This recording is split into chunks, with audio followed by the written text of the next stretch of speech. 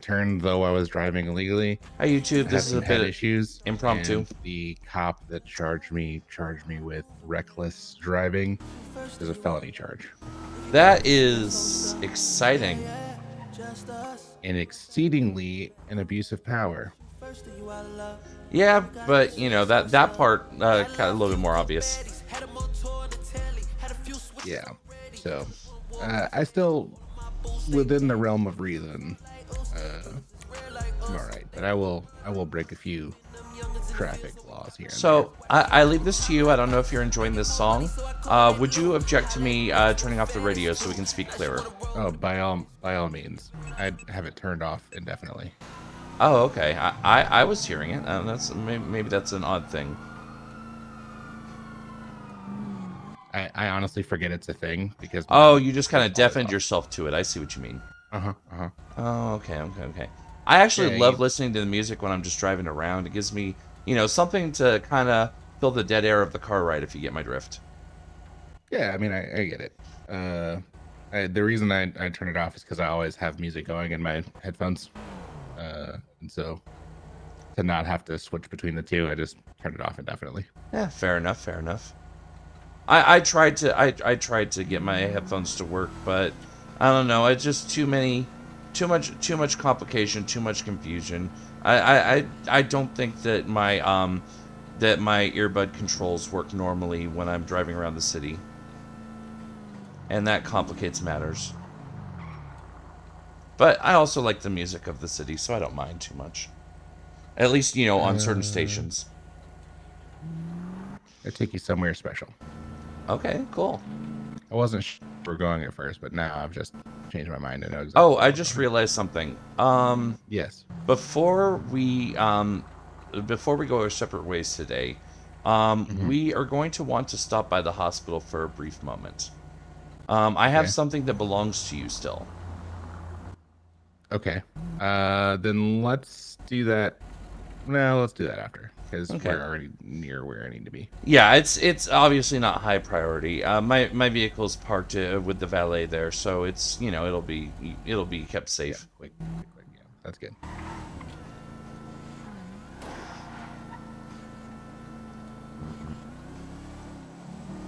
Okay, no, I didn't think that would. So, how's things been? Things are things, man. Things are things. Well, Things are things.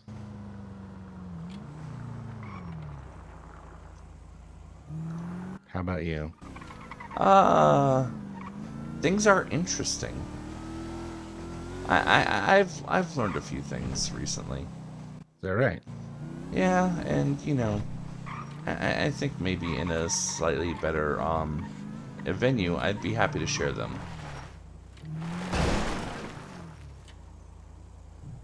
Get out. Oh, and whereabouts is this? Overly aggressive. Come with me to the front. To the front, okay.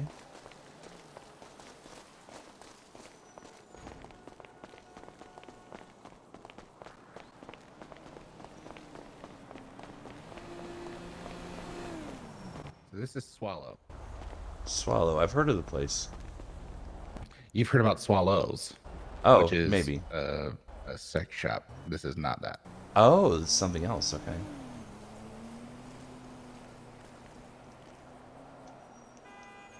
Nope, not that.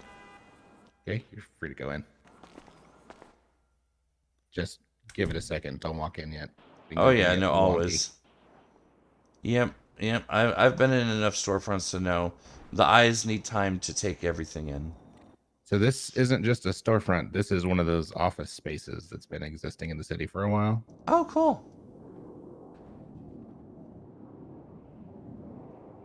And I just locked the door so no one can come in. All right, and we are confident that we are the only ones here. Oh, absolutely. There's only one other person in the city with keys, and she doesn't wake up Oh, for 9 hours. Also, that's getting in here, there's only one way in. If you can see, it's through a keypadded entry. mm-hmm. So bear with me 1 second. Okay.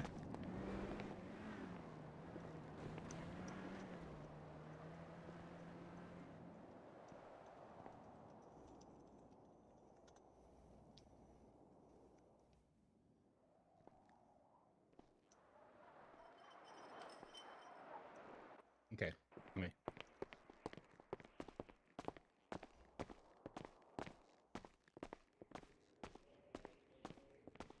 Welcome Huh. to the lab. Wow. This place looks a little intense. Not gonna lie. Yeah. Well, fact of the matter is, there's not a lot of places you can go in the city where other people aren't going to show up to be able to do the kind of research that needs to get done. Fair Uh, enough. Humane Labs seems to be a hot spot of gang violence and general interest. Well, there's Uh, also the fact that Humane Labs for a long time was maybe better named Inhumane Labs. yeah, uh, because of Roman shacks. Mm-hmm. Okay, so that's what we need to talk about. About Roman shacks. Sort of. Oh,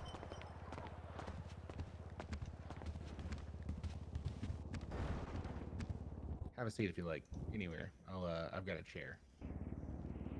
oh, you're not gonna sit at the big chair? I can't see you over there. I'll sit over. Okay, fair enough.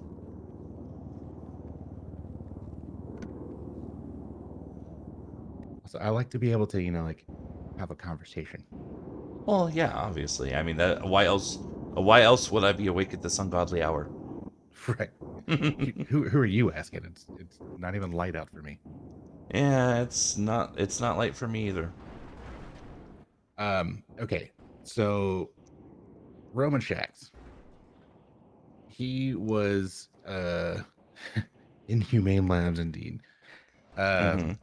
Some would call him an evil genius, or maybe not even genius, just an evil scientist, madman, descent into villain, super villain. Well, the problem is there have been lasting effects even after his demise on the city. People like Max Larson, who had a artificial eye, or well, an eye with artificial intelligence in it that was basically crammed into his eye socket and was just thrashing about. Mm-hmm. Yeah, and I Um, believe I recall. I don't remember if it was Max Larson or one of the other. I hesitate to use patients test subjects. That it literally the AI within the part literally took over the host. yeah. So we have, yeah, the way to solve for that with this person, Roman Shax, was you had to wear an eye patch over the eye to make it go dormant, but it could always wake back up. And in Max's case, that wasn't going to work. So Mm-hmm. you and I talked about synthetic skin, right? Mm-hmm. We've I had remember that that. conversation. Have we talked about the synthetic eye? Yeah, that's the what I still have is the AIV book from back when that was a thing, Ah, okay. and that was So in there, so I recall that. let me share something slightly different with you. All right.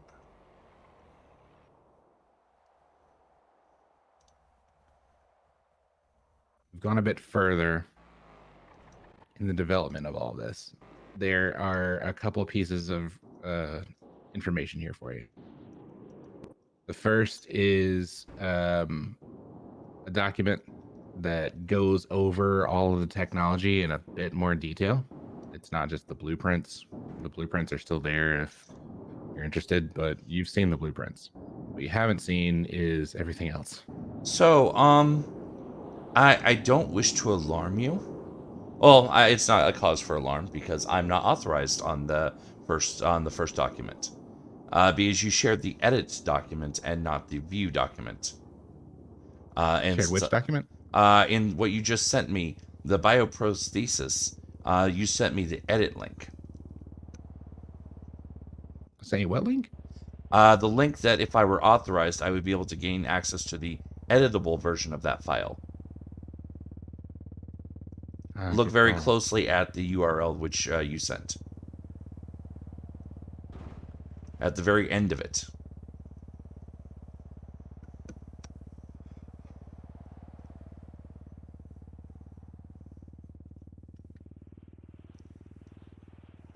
The skin and eye both seem to be images, which are easily enough accessible. But the first one is the where the issue lies. That's good. I have updated it.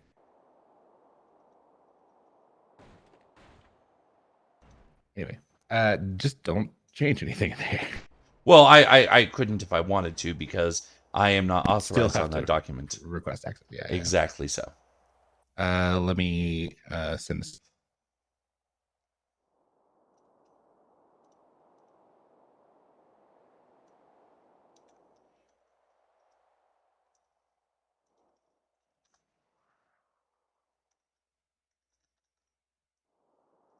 Ah, Yeah, yes, that there we worked. are.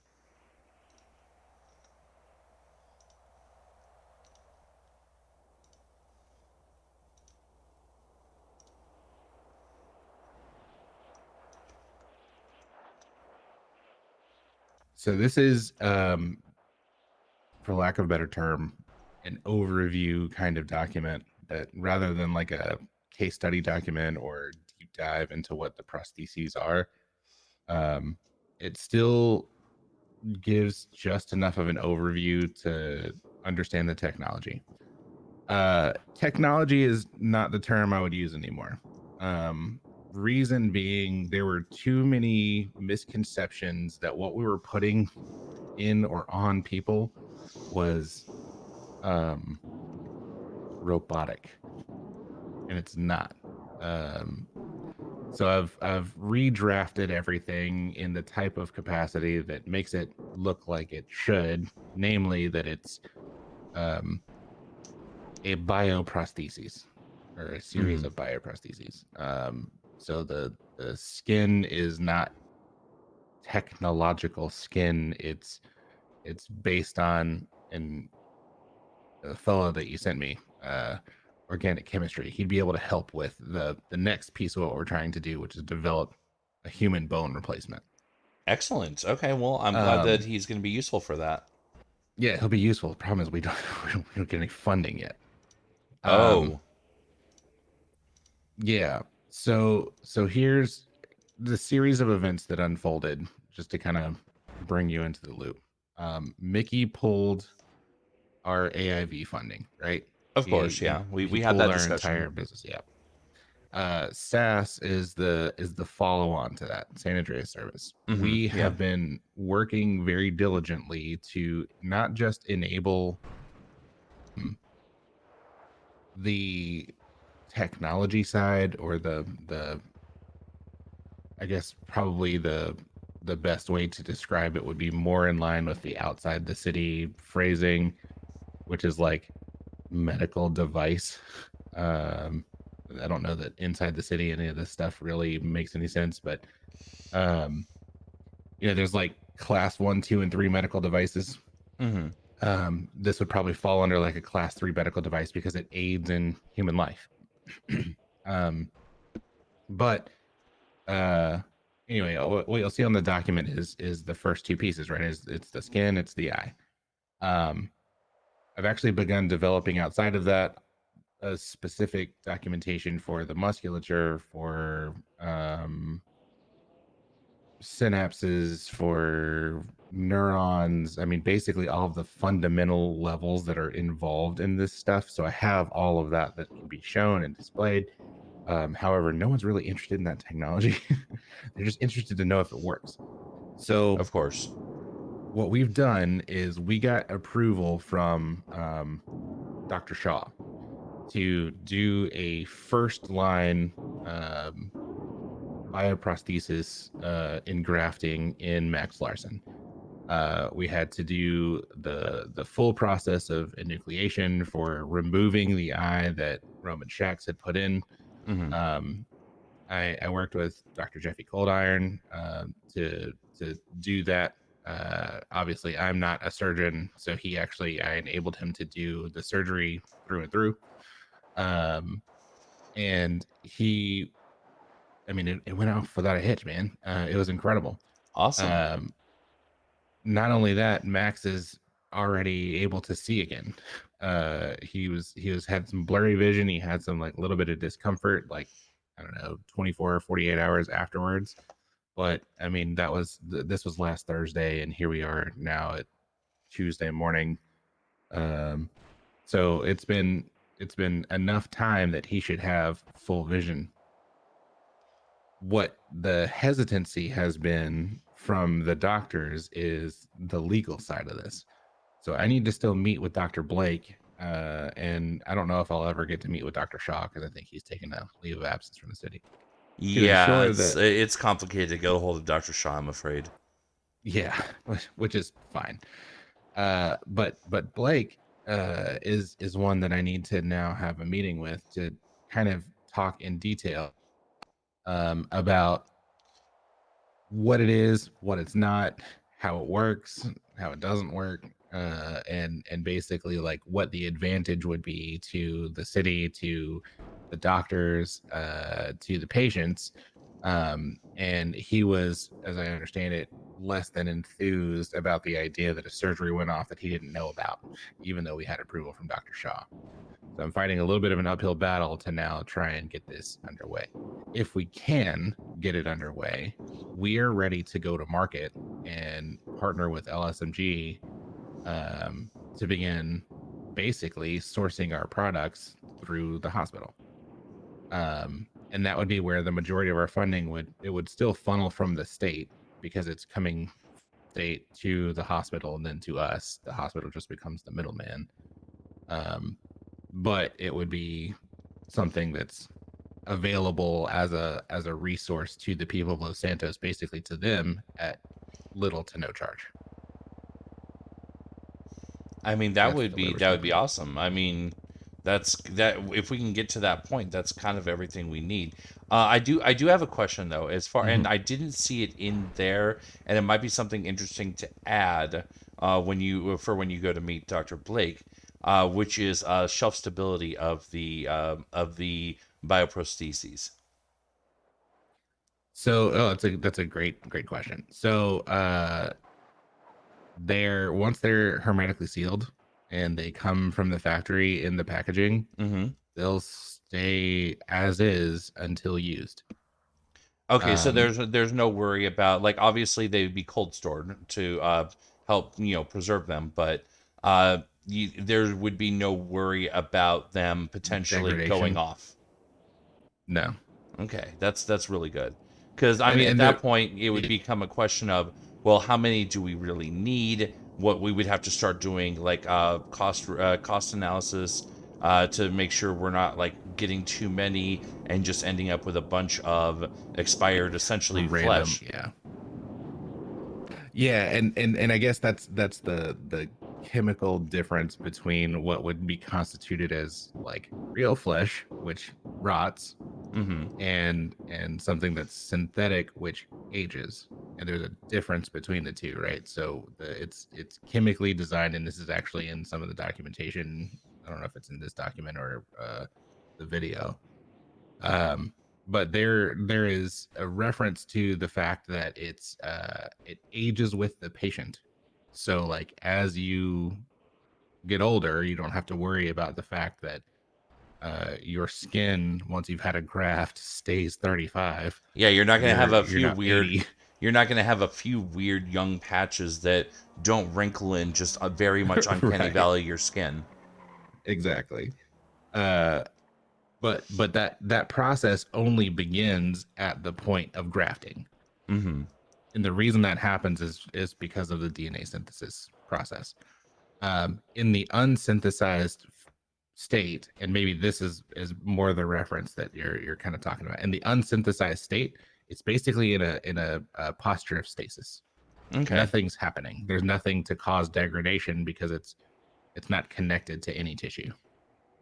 Okay. Perfect. Perfect. I had another. Oh, so as far as like as far as it's essentially DNA pairing with the patient, Mhm. we wouldn't need like necessarily any special equipment to make that happen. We wouldn't have to like take a sample of blood or DNA from the patient and run it through it in order to prime it. It just goes on and boom, done. Yep, exactly. That was part of the original design was and this is we're talking years ago. Mm-hmm. When I first started developing this with my partner in 2015, Mm-hmm. it needed a like a biopsy kind of sample to we had to do the synthesizing process when we were creating our own graphs. At that point we were basically like shelling out the DNA samples through the graft, and then it was coming ready to serve for an individual patient. We I guess constructed the process in pretty great detail to ensure that that synthesis process happens at the point of touch. Now, it's probably the best way to describe it. So the best way to describe, and this is where like having the conversation about like points of failure, Mm-hmm. right? With any medical device, there's points of failure. Oh, of course. The point of failure that happens here is really there's two of them. There's exposure to the air, and that's part of the reason we do hermetically sealing with the factory to ensure that that doesn't happen. um, and we'll need to, if this goes wide, we'll need to ensure that our process for delivery is that whoever takes ownership of them um, accepts them and like looks over for all of the packages to be hermetically sealed. Yeah. um, and then the second thing is if for some reason a doctor was, as they were engrafting the skin or the eye or whatever, if they were not wearing gloves and Mm-hmm. it came in contact with their skin, or their not just their skin, but it came in contact with any of their organic material, it would begin to engraft itself to their DNA structure. Which means that we have a standard rejection failure for that Exactly. part based on converting from the doctor to the patient. Right. And it's not even guaranteed that rejection would happen, because like it's like the engrafting process is like at every touch point that it could possibly be, that's where the synthesis is going to happen. So let's Mm-hmm. say it's just the corner of the graft touches the doctor, but then um 98% of the graft touches the patient. 98% of it is going to technically should be engrafting correctly, but 2% in this instance could reject. And we've not seen any instance of that. We're just calculating that it could happen, Okay. being aware that it could happen. So I um do have another question. Because mhm. obviously, a lot of the reducing exposure to air does rely on that hermetic sealing, does rely on the doctor or whoever takes a shipment verifying that the seals are still intact, things of that nature. Let's play what if. Yeah, please. So, what if a situation were to occur? This should never happen, but let's pretend that it could. Hmm. Where a part is taken out of its packaging. Let's say a synthetic skin graft patch. For lack of a better term, that's the term that did stuck in my brain. But Sure, that's fine. so let's say that patch of synthetic skin is exposed to oxygen, but then at that point, the doctor is told, no, we don't need that. They put it back on the shelf and they proceed No, to do it so. has to be discarded. Okay, so Yeah, immediately once. discard. Yeah, and the reason that, so the exposure to oxygen isn't the problem. It's that there can be other human DNA of like floating in air. There's like, Skin if you cells, think things of that about, nature. yeah, I mean, if you think about the composition of the natural air kind of environment, like obviously you're breathing out every few seconds. Um, you're breathing out your parts of yourself. Yeah, essentially dead cells are being Yeah, exhaled I as mean, part of dead natural skin waste. cells, that's what dust is. Yeah, so the reason we keep things hermetically sealed, is so the synthesis process doesn't start for any reason. And then also B, exposure to air limits the synthesis process. The synthesis process actually doesn't really take effect for about 10 to 15 minutes. Mm-hmm. So you have some time. Um, But once but it's at the same exposed to air, time, that kind of starts the timer. right, exactly. And so that's in the documentation anyway. I think somewhere it references how like the blood vessels start to, and I think it specifically is talking about the eye, but like the blood vessels, or no, it's the skin. Blood vessels will start to connect in about 10 to 15 minutes, um, and then that's when the synthesis process would take over.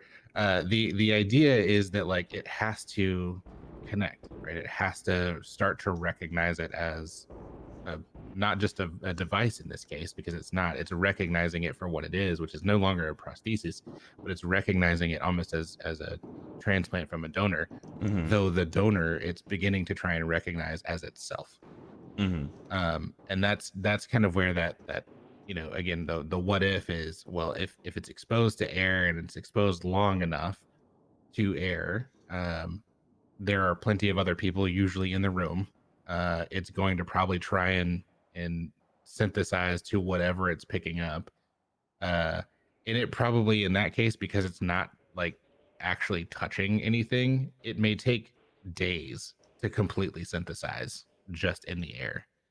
Um, but yeah, it would definitely need to be discarded. I don't necessarily see a situation where you would take it out of its packaging though and not need it. That I shouldn't agree. happen.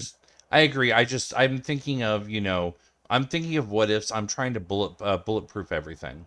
Yeah, yeah, yeah. Well, I mean, you can. I don't know that you can bulletproof. You can bullet prevent as Y- much as you can. yeah, yeah, yeah. I mean, not fully bulletproof. I mean, Kevlar. What can be Kevlared? Bullet resist.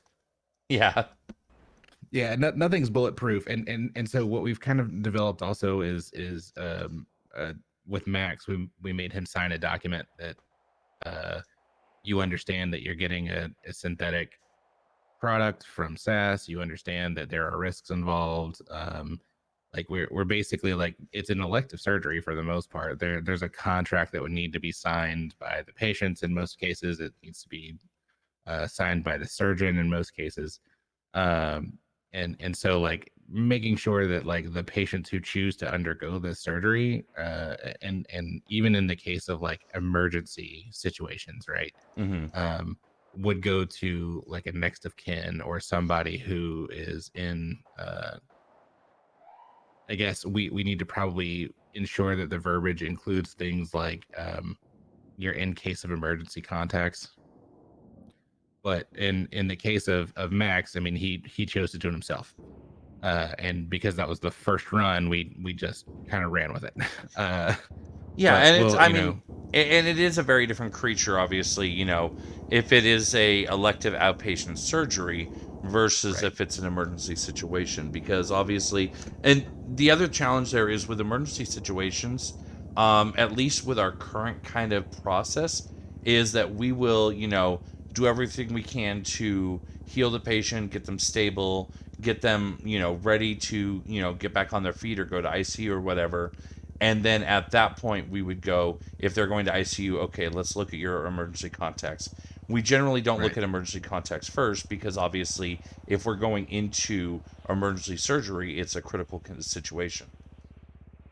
So that's where like, and I think probably this is procedurally something that we need to discuss and figure out, right? Mm-hmm. There's the component of stabilization of a patient that's in an emergency situation, and I'm kind of foreseeing this in a few aspects, right? Because right now Okay, we're it we're was bringing off. to market Check it out. our skin grafts and synthetic eyes. Mm-hmm. um let's say a patient gets shot in the face and they lose their eye. um would you ethically want to do the engrafting process right then, or do you want to stabilize the patient to a point that they could undergo a pretty invasive surgery? I mean, You as the physician. that's a completely fair point because I would obviously my priority would be to stabilize the patient, make sure there's no ocular bleeding from the missing eye, clean the area, put some kind of protective over it, such as an eye patch to keep at that point, essentially hollow from contaminants. and then stabilize them in that regard, until they can until they're in such shape that they could receive a transplant eye, or they could just opt for a glass eye or what have you. Right. So the process of treating a destroyed orbit is pretty invasive. Yeah, no, Um, absolutely. and so that's where like something like the eye, I almost and Bunny and I have had a little bit of a disagreement on this. Um, I I know for her, she feels like we should just provide the hospital with generic um eyes that are available, and again, shelf life kind of situation being what it is. Um, you could use them, and obviously we'd probably only do like 10 of them, 5 or 10 of them. We wouldn't, go overboard and do like hundreds. Hmm. Um, but there are certainly instances, obviously like 30% of the city is missing an eye. And anytime someone gets shot in the face, they They're rolling the basically dice and they're weighted. right. And that happens often. Yeah. I Unfortunately too often. honestly, I don't know if we've had a chance to talk about this, but I haven't kind of like locked it in yet per se, since I'm still a resident. But I've been looking towards ophthalmology as my focus with the hospital. Oh, great. So that kind of information, yeah, I've been doing like some kind of like optometry light stuff, doing Hmm. eye exams, issuing glasses or contacts to people, things of that nature. Gotcha. Yeah, I mean, there's a need in the Yeah, city, right? absolutely. Um, but yeah, all of that to say, like, I think the concept of like trying to, I don't know, if you think back to the last patient you may have encountered with a need for eye removal, it's never a clean, like, you're not just like shooting an eye out and then that's it, right? What you're No, God, having no. to do is retrieve a bullet sometimes, or patch up a wound because the bullet exited through Excuse the me. side of the skull. um I mean, there's any number of situations that happen. There's a lot of trauma that happens to the face in those instances. Absolutely. Plus, I mean, I would say probably 7 times out of 10, there's some degree of damage to the optic nerve. Absolutely. And so that's where your job first as a physician is not primarily, I want to try and recover this patient's sight, because that's kind of already done, right? They've already lost it. If they've been shot in the face and they're losing their eye, they've lost their sight. It's Yeah. the damage is too far gone by that point in the majority of cases. Now I look at a case like Dr. Cold Iron, who was stabbed and his eye was punctured and he's got like 20% vision loss in one of his eyes. Hmm. It's a little bit different circumstance, right? The type of treatment that you're going to give to someone like him is a little bit different than somebody who was shot with a 9 caliber or a 5.56 bullet round, in the eye. Yeah. um so this is where, ethically, I have the question that says, I don't know that you would ever be just delivering something like an eye in an emergent kind of situation. No, for an eye, This wouldn't certainly happen. not. But however, I mean, we do have two different products on the table. And in Right. response to my question, we've talked about the eye exclusively. Right. So, but I wanted to precurse that because that is the one that most people tend to lean to as far as a line of questioning goes. So skin grafting serves two purposes. Hmm. There is the purpose of people who are terribly damaged and, in an emergency situation. They come Hmm. in, they've been burned because of some kind of explosion, or dismembered, or I mean, there's any number of ways that can unfold. Acid was thrown on them. And that's kind of the first option. The second option is people who have already had that stuff done. People like Lauren Forcer, who's got a terrible scar on her face, or Alex, who is the works for the Cerberus security company, who had acid thrown in their face. And um they have these terrible scars. Those would be elective surgeries to come in and repair the damage with a synthetic graft in those cases. Yeah, But absolutely. Because in those cases, then, that is 100% cosmetic. yeah, exactly, and elective. Exactly. So yes, then there's the question about emergency situations. And I think this is the part that we need to figure out, right? And I think the answer is as simple as saying, if you can't make a decision, if you can't have the conversation with us, then we can't give you the treatment. So essentially, the kind of target on that would be in an emergent situation, we stabilize without use of any of these products, and then once they are stable, once they are lucid, Mm. able to have a conversation, able to consent, and able to discuss electives, at that point we say, well, we did what we could with what we had. We do have Yeah, some we other stuff stabilized. over here that we can now talk about if you want to do that when you're feeling well enough to handle that second surgery. Yeah, and again, it goes back to stabilizing a patient, right? And I understand sometimes there are circumstances where stabilizing a patient would require um, putting them in like a coma, right? Hmm. Because they're in so much pain from a full body burn, for Yeah, I've instance, had a where few of those 80% of where their body. they needed a medical coma and time in ICU to allow their body to heal without their mind fighting against itself. Right. So in that instance, and I'm just thinking through the process. I've been through the ICU process only once. Let's say you stabilize the patient. You get them back into the ICU, Hmm. you call their emergency contacts, then you can discuss with their emergency contacts and say, "Hey, we've stabilized them. This is the best we could do. Now the other option is we have this other treatment that we could go one step further, and now you're getting consent." it's Okay. it's basically it's basically adding, just ensuring you're adding in the step of getting consent. If you have to get it from the patient who's able to speak, fantastic. If you can't, then the emergency contacts who can get it. And then now obviously if you can just really sense that the person doesn't want it, then so be it. But um for the most part, we would ensure that process is followed to what if scenario that is mostly ensured that the patient will have what is best for the patient. Okay. Okay. So I do see one concern, and forgive me, I'm going to Hmm. use Please. a combination of Love it. in-city and out-of-city lingo to get my point across.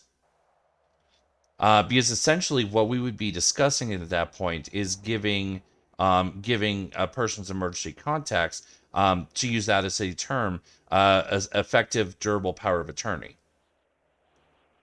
Yes.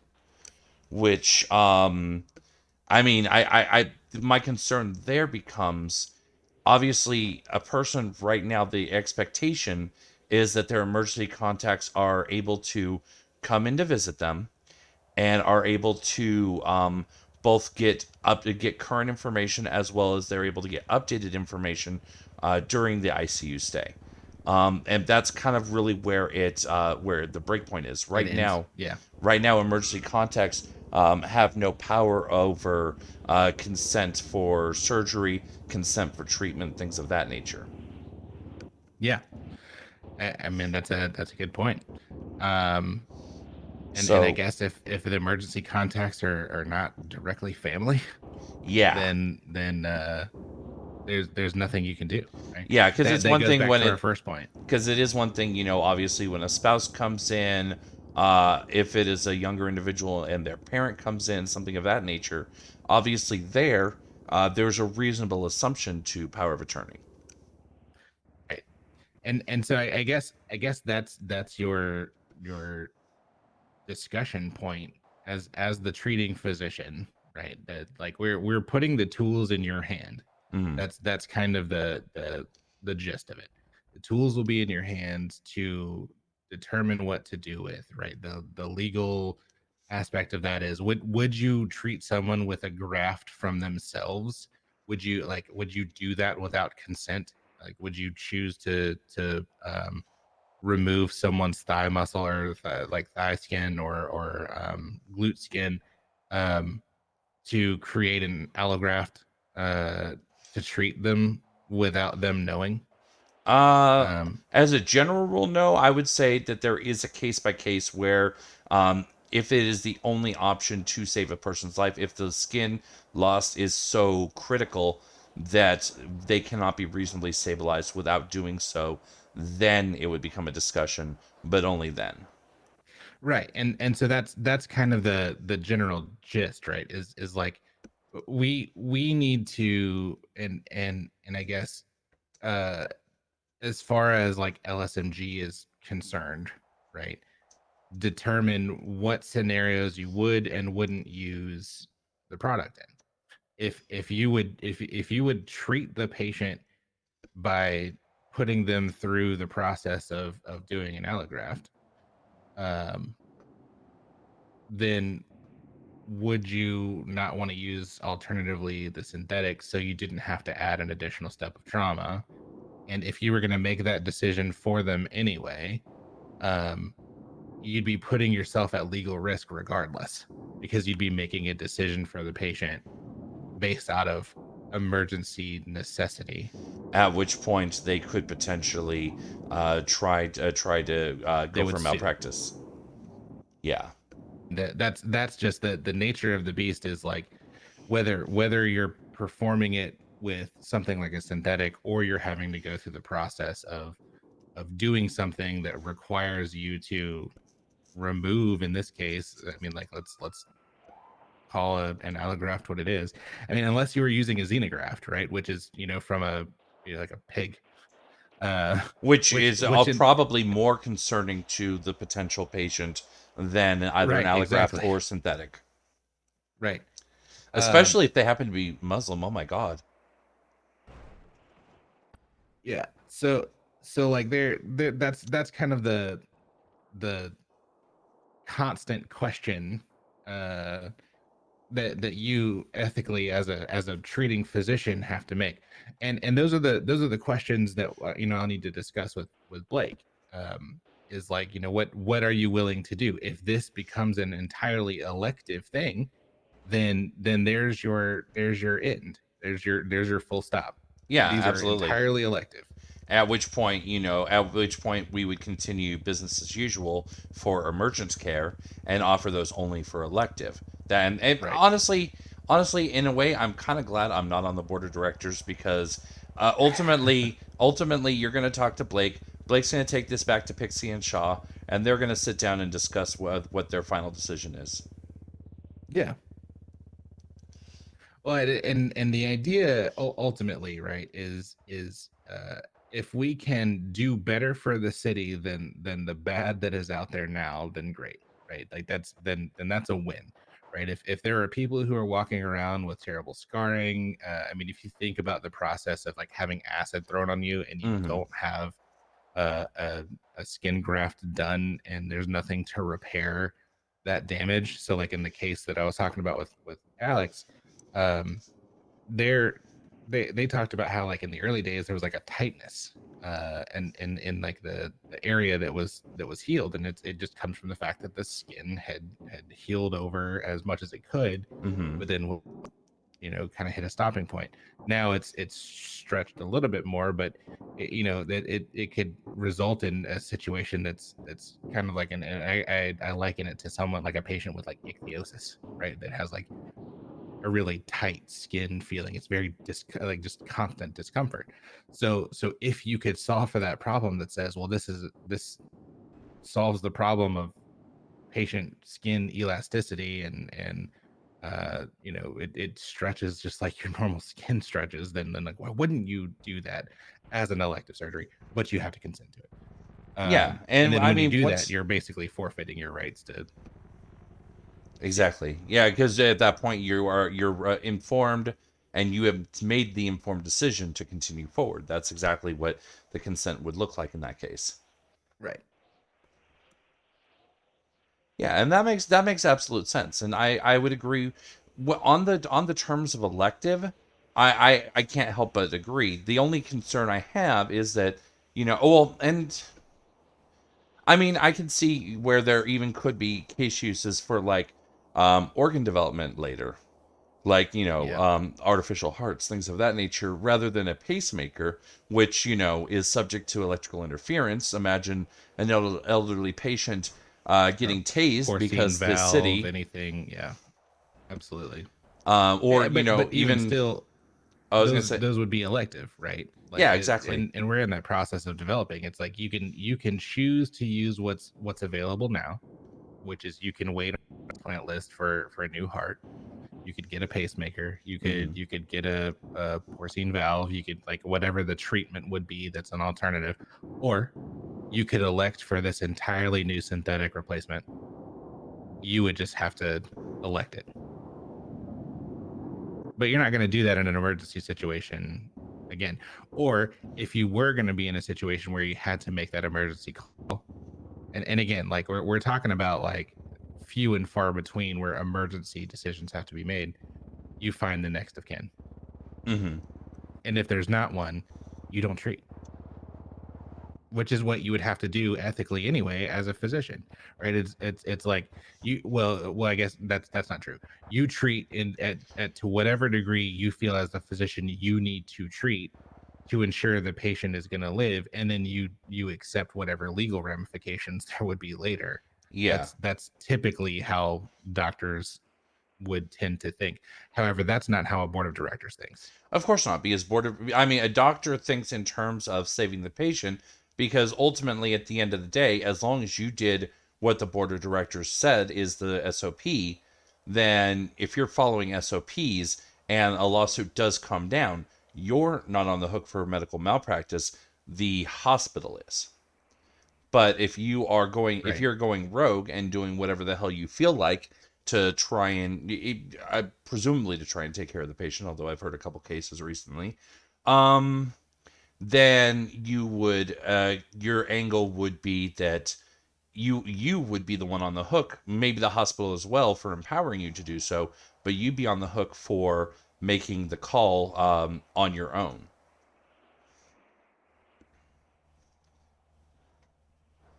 And obviously no doctor wants to be in that position, so obviously we're going to Right. do what we're told to do.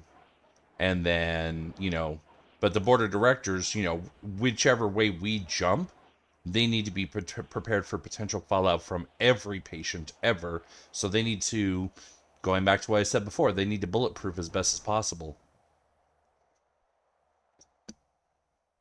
Yeah, absolutely. I think you just idea though, which is in this documentation putting together a first line SOP would be the assumed use case, and then like obviously these would be like things we need to negotiate with the board of directors, but it's like in that instance, if this was going to be the direction that LSMG decided that they wanted to go, then there are decisions that the treating physician should not make for product. And Exactly. then I guess like the thing that's always going to be the case, and this is again where Bunny and I disagree. We're providing the tool, you provide the service. If you want to consider medical care a service, and I would. Yeah, essentially. Um, Services can go wrong. The tool can also fail. Um, let's just be honest. We do everything we can to ensure that the failure points are minimum Mm-hmm. or minimal. But if for some reason something is exposed to air in the manufacturing process, or it is damaged in transit or something like that, and it fails, then we need to ensure that the risk component is minimized. And the way that that's going to happen is through us like saying, you're getting a synthetic. If anything goes wrong, we'll replace the synthetic. We'll take on the burden of doing the surgery, to replace it, that kind of stuff. But like we need to take off the burden of the treating physicians, especially in the case of like elective surgeries, to say, um, I'm gonna basically ensure that every doctor ever is not going to be in a situation where they could get sued for millions of dollars, Yeah, right? That's what we're trying to avoid as much as possible. and I appreciate that. I mean, every doctor in the city is more broke than the average gangster. So That is also very true. And you know that story as well as any from your past with the mayor's office. boy, do I. So what's new with that?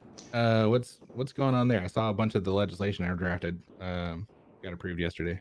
Yeah, so did I. We would have to have a MDW in front of us to review it and see, just how true to life it was. Last word I saw was that there might have had to be some edits here and there, but I don't know. I haven't seen anything in the Discordia chain as far as who edited, what was edited, any of that nature.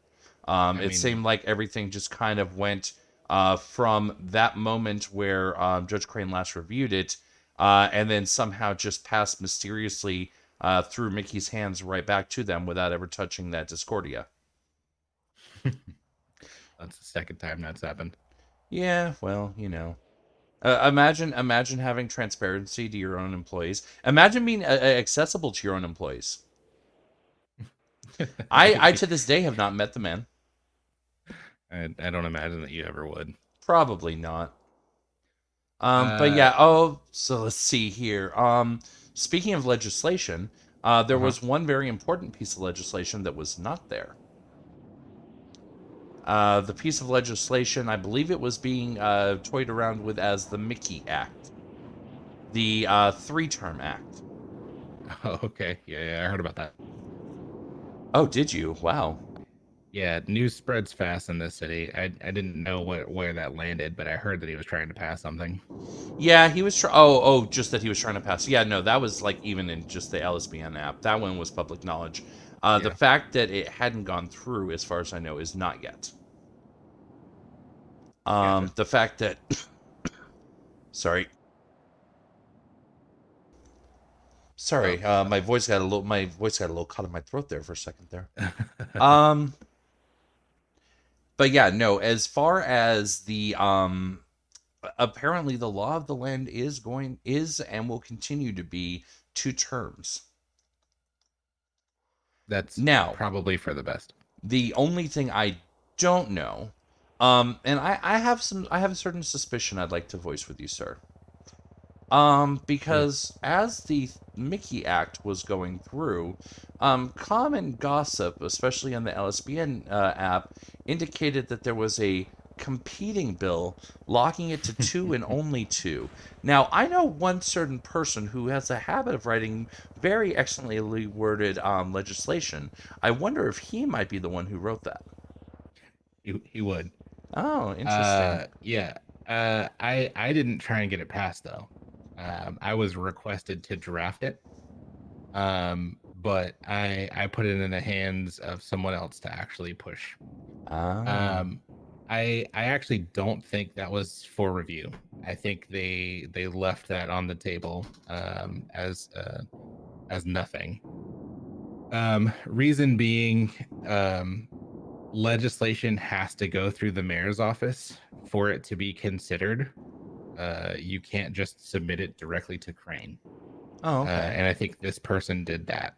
Ah, yeah, Um, that would cause some issues then. yeah, so trying to write and draft legislation that directly competed with what his goals were was probably never going to go anywhere. Okay, okay. But yeah, I think the purpose of it at the very least was to stir up some awareness to stop what he's doing or was trying to do, at least publicly. Okay, fair enough.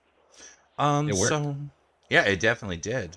Considering we are once again looking at a the back soon to be back end of a two-term mayor. Speaking of, Mm-hmm. I've been working with Osvaldo Pincafria. Ah, the Cuban Uh, Federal. yeah, the Cuban Federal. Uh, Brilliant man. probably deeply misunderstood in the city because of his ties to James Randall. Um, Oh, Mr. Randall, my yeah, favorite well, patient. he and Leo, his basically number two, both went to prison for an extended period of time for terrorism. I'd heard word of that, and then I heard that Mr. Randall had died and then resurrected, and it's been a fun ride, I hear. Yeah, that was all related to basically the same thing, which is the James Randall terrorism Okay. case. Um, Obviously now the Oh, we're at the getting some new very character least, unlock, it sounds like. Osvaldo is expunged. I think he has one misdemeanor, but that doesn't preclude you from running for mayor, as far as I'm aware. I think so long as Um, it's not a violent misdemeanor. yeah, violent felony, I think is the Oh, phrasing. wow, it's that strict? Or I mean I think so. that specific, I That mean? loose, Loose? Yeah. as far as I'm aware, yeah. Um, but the thing that is going to be interesting about his candidacy is that who he's going against are two other powerhouses. Well, Possibly really more than two. three powerhouses that I'm aware Okay. of. Who are you aware of? Attendant, Mm-hmm. Pablo Loco, and McGain. Okay. I definitely knew about Dr. M again. I knew there was a Vago. I'm presuming that's who Pablo Loco is. Yes, And then I knew about wait. Yeah, I knew about Attendant. There's a couple other names that I'm aware of as well. not that are going to be in any kind of position to run. Like Sophia Uh McMoo is one who could yes, I be. saw that name and I'm like, who?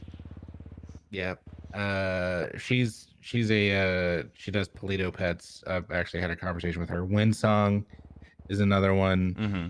I would imagine Timothy Baxter Caldwell will be one. Uh I'm honestly not sure on that. Just because You don't think? Remothy's a busy man, CEO of everything he touches. He's apparently had some business negotiations that's taken him out of the city more than in it. Interesting. Okay, So he may be focused on further afield, and therefore may not be interested in the mayoral race. I mean, normally it's mostly just to help get his name out there. I feel like he sure. might think that his publicity in the city may have capped. Ah, gotcha. So I don't think that he's going to necessarily run this time. And even if he does, honestly, I don't think he's would be problematic, and he probably would very much look forward to working with you. He's more like he would be here for businesses, small businesses, everything business related, and as far as the actual running of the city, would definitely need a shoulder to lean on. Good to know. So I don't foresee him as an issue per se. There is one other name though that you are probably not yet aware of. That name being Ayub Elmi. Interesting. Given the fact that Mickey is not running, he told me in confidence yesterday. Confidence, whatever. Allegiances be where they are. Um, he told me that in private that he will be trying to take up the mantle for the current. And then of course there is me as well because I made the kind of a commitment to myself and to others that under the Yeah, circumstance that Mickey did not run for a third term, whether by choice or force, then I was going to go ahead and renew my campaign. love it. I'll vote for you. Thanks, I appreciate it. Yeah. Um, Also, Ayub told me the most interesting thing yesterday. what's Um, that? so we were talking about that, and then I made kind of an offhand, almost kind of a flippant remark of, if you get elected, am I going to be part of your one of your deputies? And he immediately and emphatically confirmed that that would be the case. He said that if it were not for me specifically, that he would have left the mayor's office by now. Very interesting. Yeah, I thought so as well. So two things. One, um, I've already spoken to Osvaldo about you as well. Mm-hmm. And if you would have the mantle again in another administration, and Osvaldo ends up winning, then I think he'd be willing to bring you on board. Excellent. I'd be happy to continue representing Shift 3 under him. Great. Um, Additionally, if I tell you something in confidence, can you assure that it will not leave this room? Well, see, here's the difference with confidence. When it's someone I'm loyal to, I'm willing to take it to the ends of the earth. Great. So that's a yes. That is. I am working on putting together articles of impeachment for Ayub. That's a bit sudden, isn't it? I literally told you this 3 seconds ago. This started weeks ago. Oh.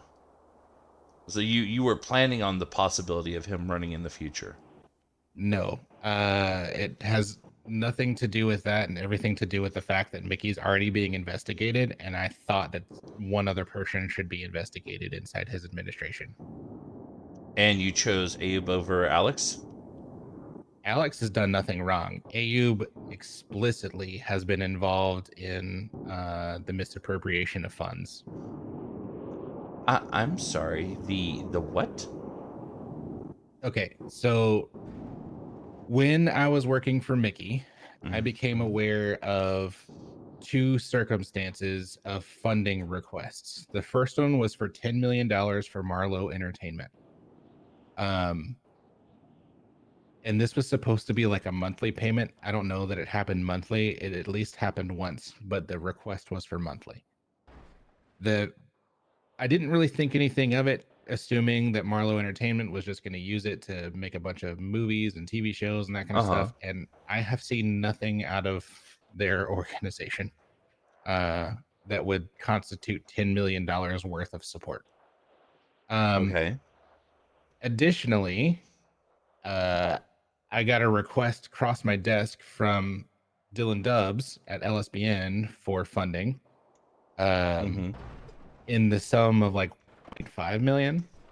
And then Dylan and Mickey had a conversation because Dylan had been requesting to meet with Mickey via me. And I helped set up a meeting for them. And then after their meeting, I get an updated request for $8.5 million. I'm sorry. Did you say 1.5 to 8.5? Yes, it increased by $7 million after their meeting. That is. Yeah. No. I. Oh Like, God. so you obviously are aware of the two business proposals that went through the mayor's office, one for the leak and one for 404 Media. Yeah. I was actually in the process of reviewing them. When Ayub came in, I mentioned that I saw that there was some cross pollination between the two companies. He looked at them and immediately shut them down. Therein lies the issue. Why? Why did he shut them down? There were a couple things that he mentioned. One of which was the fact that they were requesting funding. He said that Okay. we flat out don't do that, which that struck me as odd because I was pretty sure that under certain circumstances we do.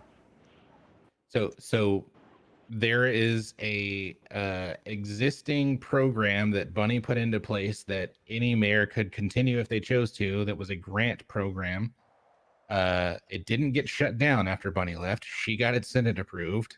It's just that Mickey's administration didn't do anything with it Mm-hmm. that would enable a company to get funding. Now the funding was capped, or should have been capped at like 100 grand. So if the response came back and said, okay, well you can have $100,000, sure. Not whatever the request was. That's one thing. Not no. But continue. What was the other thing? The other thing, well, I'm trying to think. I think there was a third thing. The second was, what the hell are they doing? The fact that the two companies were both submitted at the same time, both submitted around a same theme or brand, or not brand, but like a same concept, similar concept, related concepts, and were so almost incestuously linked because you had people from one as all linked to people from the other. And Ari and Drew. mhm. And then the third, I'm sure you can guess what other name he took exception to.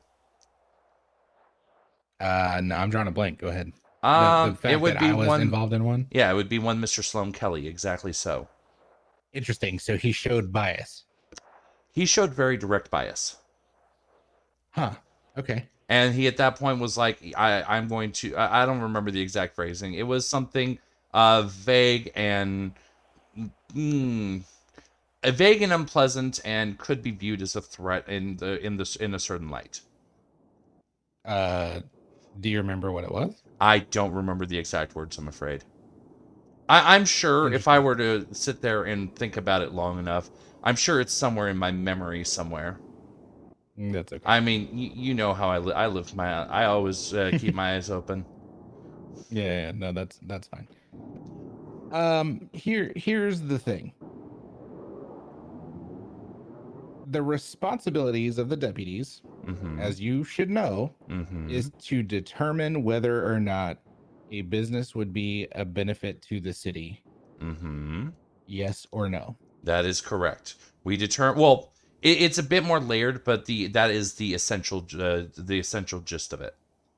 Right. It's not to determine that they need to talk to a construction company. It's not to determine how well their business model would work or sustain. Obviously, there's some element of that for the sanctity of economics. There's certainly the logistics of trying to determine whether or not it's a legal business or not. Well, Um, and I would actually question a couple of those points because that's okay, not please. the way I was trained to review them. Oh, please The way I do. was trained to review them is to verify that it would be something beneficial to the city, something that Right, is not already at a surplus, something that would so therefore would not crowd at other businesses of a similar nature. So, example, like no more restaurants at this point because, dear right, gods, we have a glut and we don't have enough foot traffic for any of them as it stands. correct. Okay.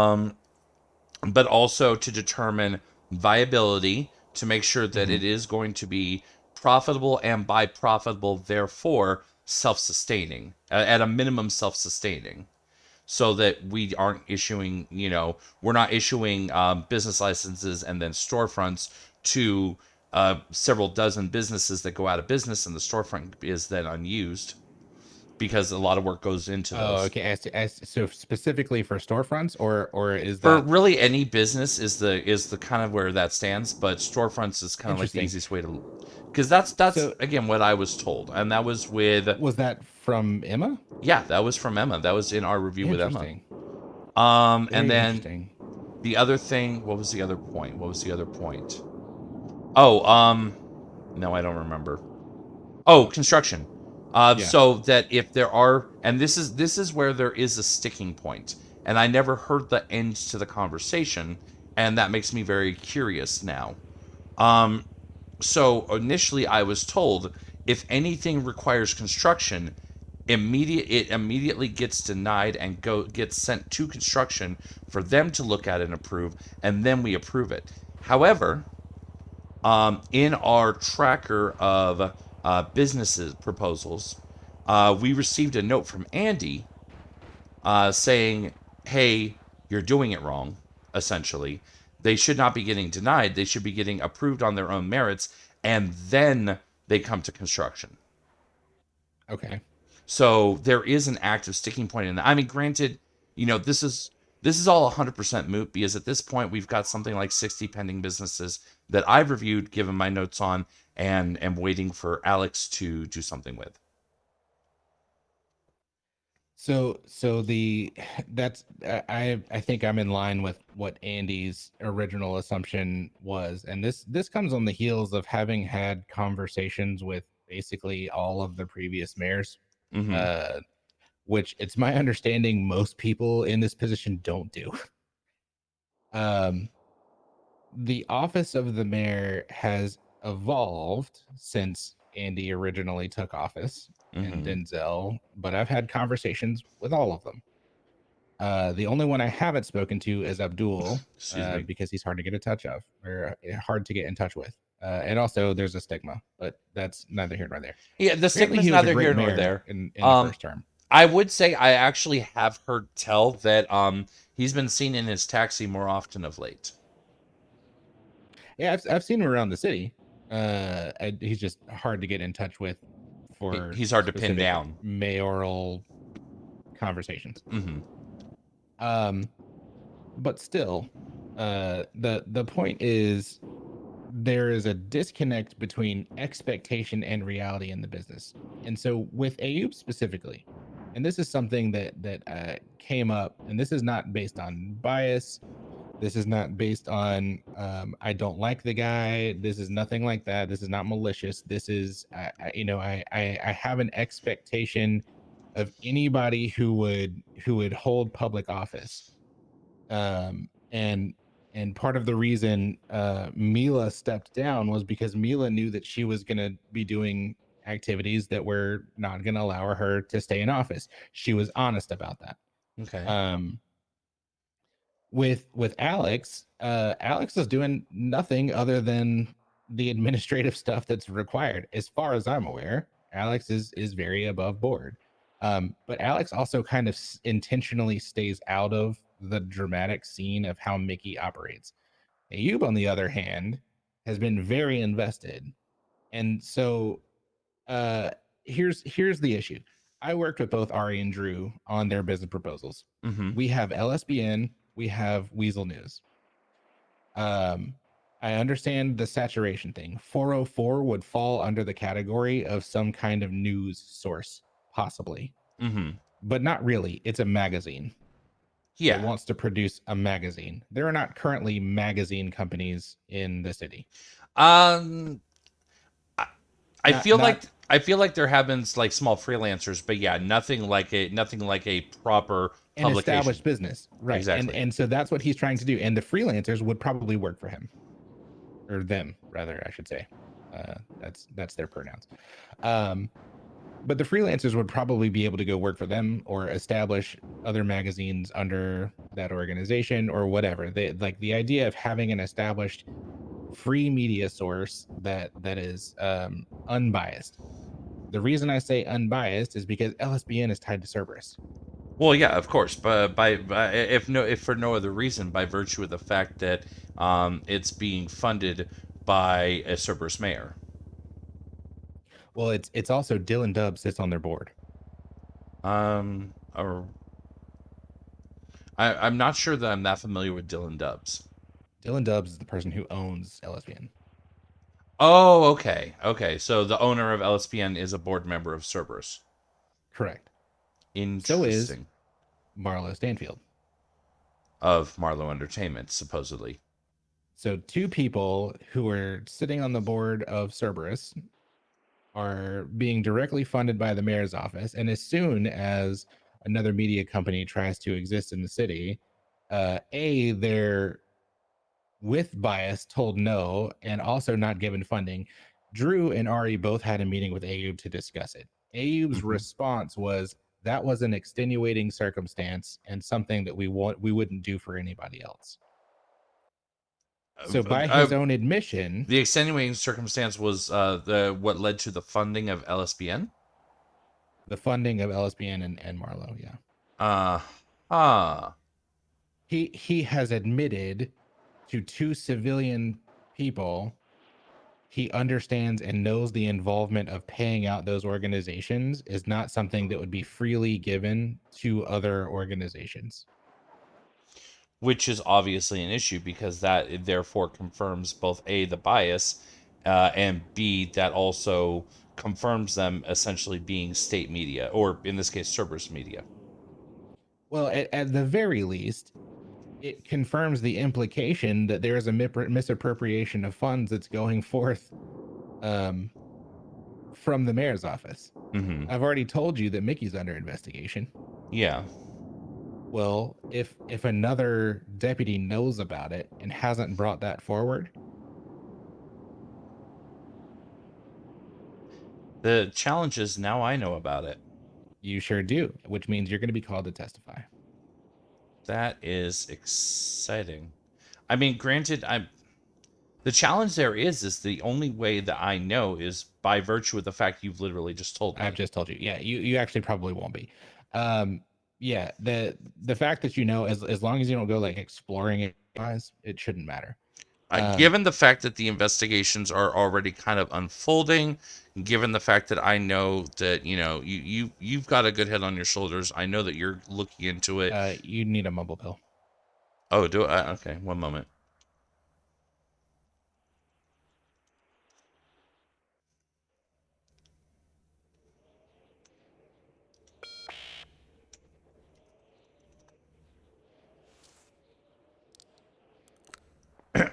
How's that? Better. All right, good.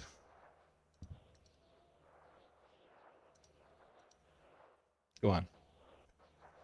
I've lost track. Given that Mickey's already under Oh investigation. yes, given that the investigation's essentially already ongoing, and given the fact that you are already working on that, I feel like as much as we literally just said it's sus that a deputy mayor doesn't investigate and doesn't blow the whistle, I feel like it might be better if I lay low and just stay out of your way. Oh, absolutely. Well, I've informed the FIB of this already. Mm-hmm. I'm employed with them. Mm-hmm. Um, Yeah, that's the other thing is obviously, since you're linked to FIB, obviously you already have the contacts to get the investigation rolling. right. And I have both documents for LSBN that I can provide as evidence.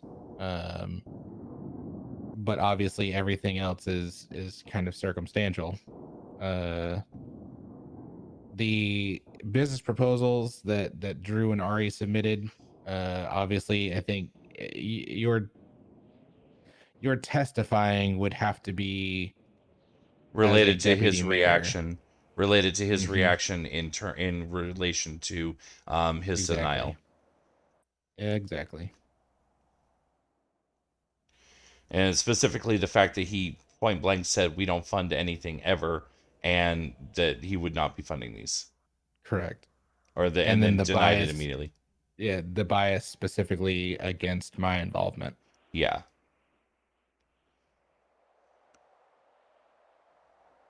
which I don't understand because he shouldn't feel any type of way that I step down.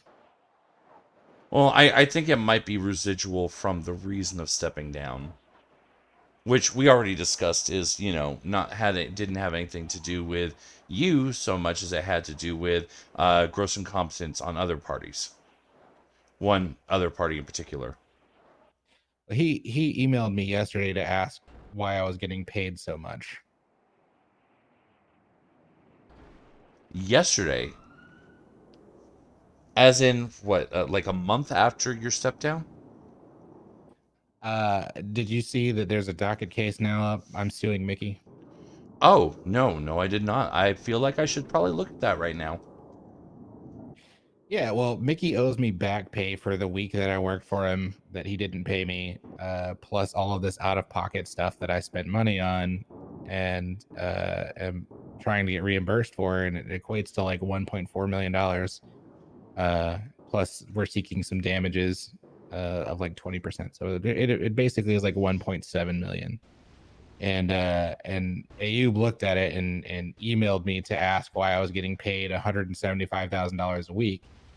And my response was, well, at 35 hours a week times $5,000, which is the hourly going rate of a ticketing system, uh, that's what you make. And I said that's what a private citizen could make working 35 hours in the city. And I didn't get another response.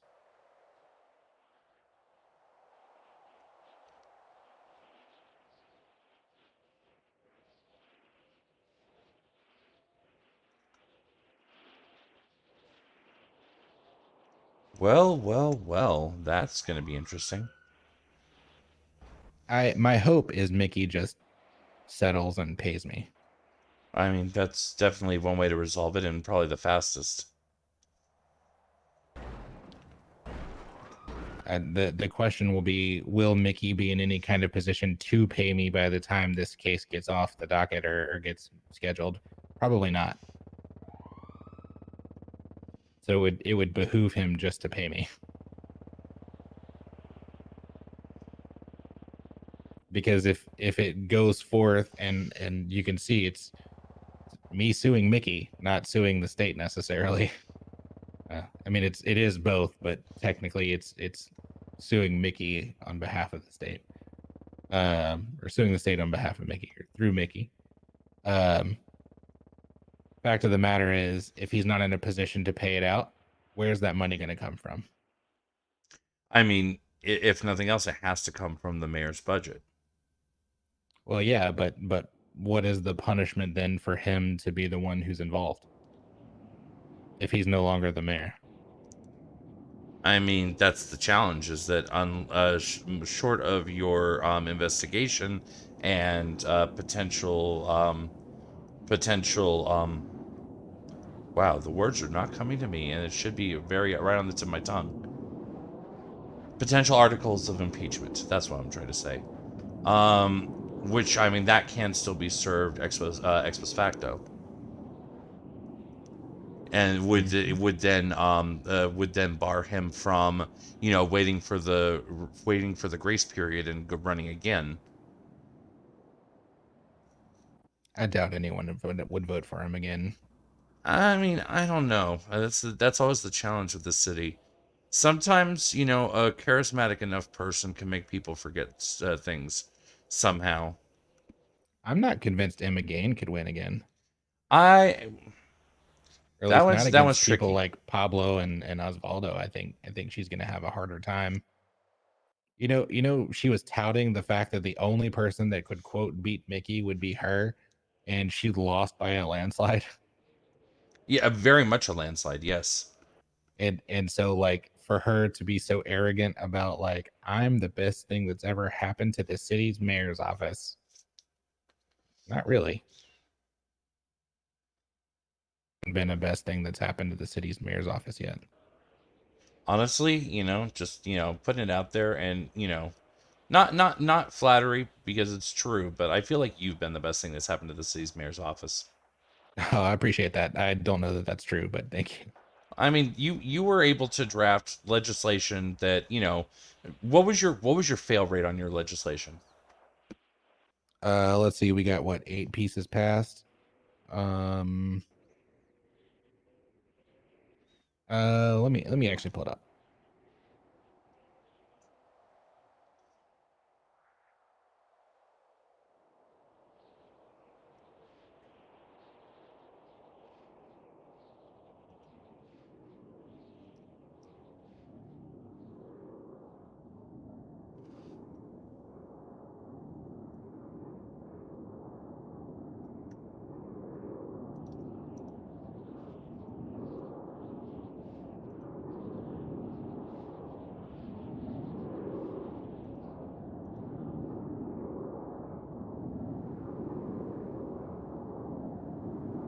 6 of them didn't pass. So 8 passed and 6 didn't. Yep. Okay, that's. I thought the. Well, how many of those 6 were resubmitted and then passed? Because I feel like you did have some under that category. I don't think any. Oh, none were resubmitted. No, but some of them I didn't expect to pass. So like the anti-threat task force, there's no way that was going to pass. That was just Mickey's off the cuff stupid idea. Which one was that? Was that the one where FIB agents are super terrorism if you attack them? Yeah, I mean it was basically like the NVL squad is what he called it, but basically it was like, Oh, them. yeah, criminals can go do police work. Yeah, yeah. There was no way that that was going to I pass. There's heard nothing legal whispers about it. about that, and I didn't like what I was hearing. In fact, that was the only one off this last round that didn't pass, I think. Well, that and the Mickey Act, but the Mickey Act wasn't yours. I didn't draft that one. Yeah, no, nor would you have.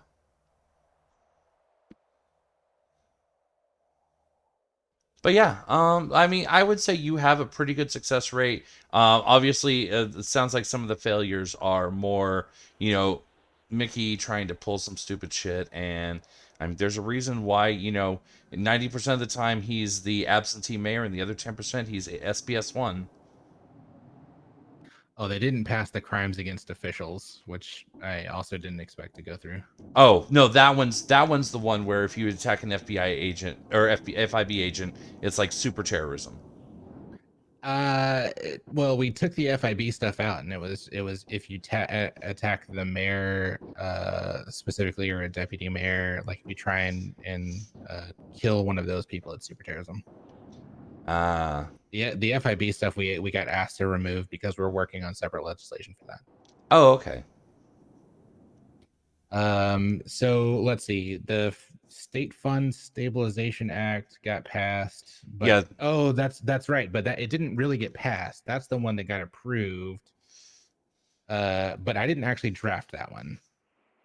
That was the one that was drafted by some other third party and then slipped in as if it was mine, and it was not.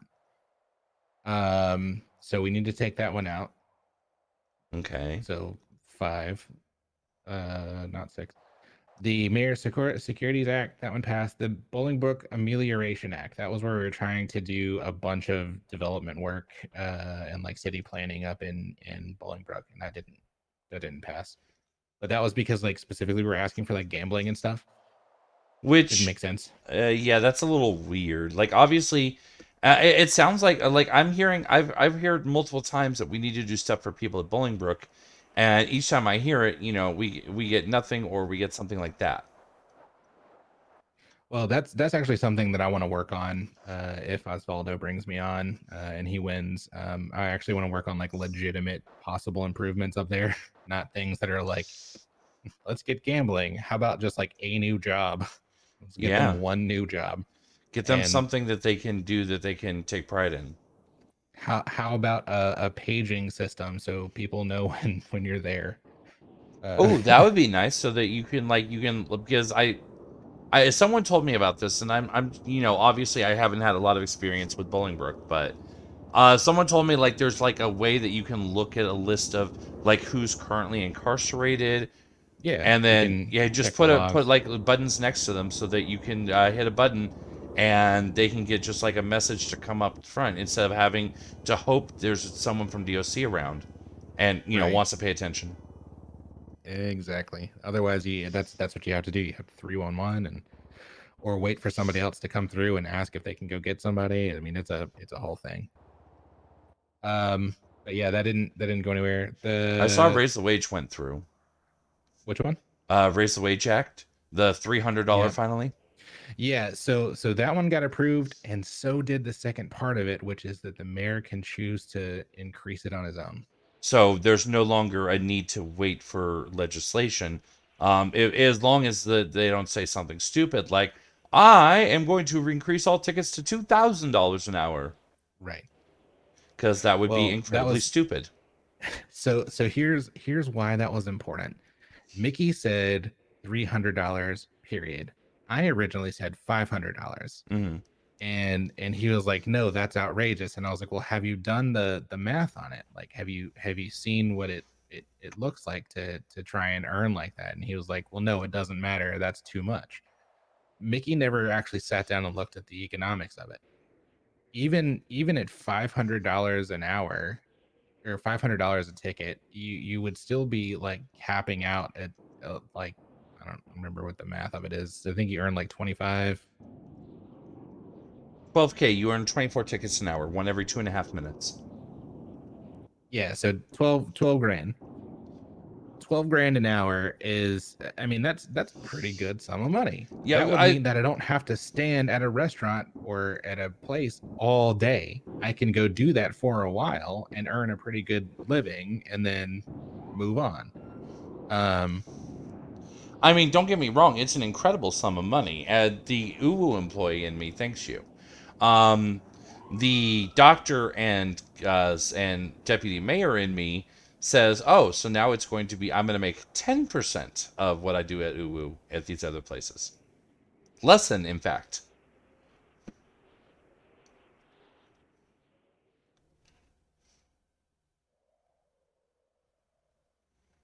We really need to figure out a way to get that government pay cap up. Is what it comes Well, down that's to. so yeah, so got approved, right? The Uh, cap it changed that did, but I haven't seen legislation what got that changed. looks like. Let's go to the city hall. So what I originally drafted was to increase the cap from 1,500 to 2,500, and then increase the wage of the mayor from what it was to 2,000, deputies to 1,500, judges to 1,770, lawyers to 1,430, and clerks to 1,210. What about medical What about what? medical staff? Wasn't included because they're not technically government employees. Uh, if we're not government employees, then why are we predicated on the government employee cap? Why are you supplemented by the state? I don't know. That's just Our the way it was wages, drafted. our wages and PD wages are 100% linked, and PD toe now are And 100% linked to and that. if you notice, none of those are included in here. That's my concern. Is that So if here's the thing. The mayor could actually change that right now if he did anything. he spent more than 5 seconds in the city other than to do random couple brief SBS and disappear again. Well, no, like genuinely, the mayor can actually change that pay structure himself or herself because that is available through their pay structure system. Oh, so literally the second that Mickey's out of the office, someone else is in other Uh-huh. words. And that's not something that the Senate has to do. Bunny showed me how to do it. Oh, So I could teach Osvaldo, for instance, how to do it. And we could pay doctors more. which We could pay PD more. The big thing was just getting the cap raised. yeah, that makes sense. So we need to see if like what that actually went to. And then obviously the compensation for everybody else otherwise was the big thing. Um, And yeah, then I already heard so this is where and obviously, with a grain of salt given the source. But this is where Ayub is trying to make is trying to make a play for support. Is that he's already claiming he's got the support of the music artists because he's the one that's doing the paperwork to ensure they get paid. He's already he's saying that that PD owes him because he's been making sure PD gets paid properly. And now he's going around to the judges saying, "Okay, here's what we're going to do for backdating. I need your numbers. I'm going to make sure you get paid." Was you know, talking about Ayub that right in front Ayub to me and claimed Saren. he claimed that he was the one responsible for the original royalty stuff too. The fact of the matter is, Ayub didn't have shit to do with it, man. Like these are all things that I worked on. Okay, so here's the other thing. Saren is going to be one of the witnesses on the case against Mickey. So I saw, Uh, yes. yeah, because Saren knows that I put the work in. The fact of the matter is Ayub is extremely unequipped to do the job.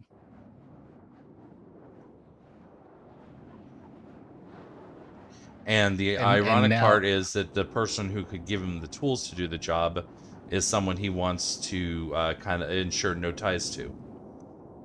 yeah, that's what I like. I understand least is like I honestly he's so arrogant and thinks he knows best, and I genuinely just want to do right by the city and help people in the city and like provide the tools. That's why I started SAS. That's why I Mm-hmm. started AIV, Mm-hmm. and for whatever reason, he just decided to make enemies. It doesn't make any sense. Oh no, and I understand completely. That's why AIV and SAS, AIV existed and SAS exists. That's why whenever someone comes to me and they're like, I'm trying to get this business set up, and I'm like, okay, well, have you gone through the writing the proposal? I'm really not sure what's needed. Okay, well, here's what I would recommend. And I give them two names. I'm like, Given the time zone, Remedy might be your best bet if he's around. Look him up. If he's not around, it might be out of your time zone a bit. But there's this other guy by the name of Sloan Kelly, and you should definitely look him up because he's got experience doing this shit. The crappy thing is, I feel like if I do anything right now, it's pretty noticeable that I've been helping people. And like all of my proposals kind of look the same. Like, is that stuff that AU would just willy nilly throw some bias on? Well, I mean, honestly, the proposals that he's flat out denied are relatively few and far between. Like I said, we've got a backlog of like 60, 70 that are pending. And the current system, and this is something else I talked to him about, the current system is a hot fucking mess, if Yeah, I could use the technical term. I've seen it. And I actually went to I in deputy comms I straight up said, hey, look, I'm willing to take this on, I'm willing to do this for the team because I know that we need this. Is this something that I can do? And was straight up told, if it ain't broke, don't fix it. I'm like, this shit is broken, but okay, fine, sure. So literally, my kind of target at this point is when Osvaldo or whomever comes in, and let's be honest, I've been running my own projections for weeks now. At this point, I'm like 85 to 90% certainty that it's going to be Osvaldo. I haven't seen any. I haven't seen any strong enough. Any strong enough issues that would cause a jump somewhere. Yeah, I hope so. I know Emma's coming back around and she's making a big play. The only way that would kind of be like a situation is if Dennis Labar showed back up and started throwing his weight around again. I honestly, aside from his name being on the building, I'm honestly think there's a number of people who don't even remember Mr. Labar in this city. The thing is, a lot of people in the city do, Uh, and that was the whole like part of the reason why she got so cocky was she was using Labar's name to try and like win over a bunch of votes and stuff because he's an OG and because so many OGs in the city still come around to vote. oh, I just thought of something, and I don't know if Mm-hmm. this is something that you've picked up on, but apparently it's been making a little bit of a splash among the doctors. Were you aware that Emma has two children running around the city nowadays that are children that she had with a criminal by the name of Adam Prince? No. Yes, they're twins, a boy and a girl. Well, I say boy and girl. They're adults, obviously, as is so often in the city. Children are full-fledged adults on their own right. Right. But they both have the last name of Game Prince. Huh. I actually met one of them briefly yesterday.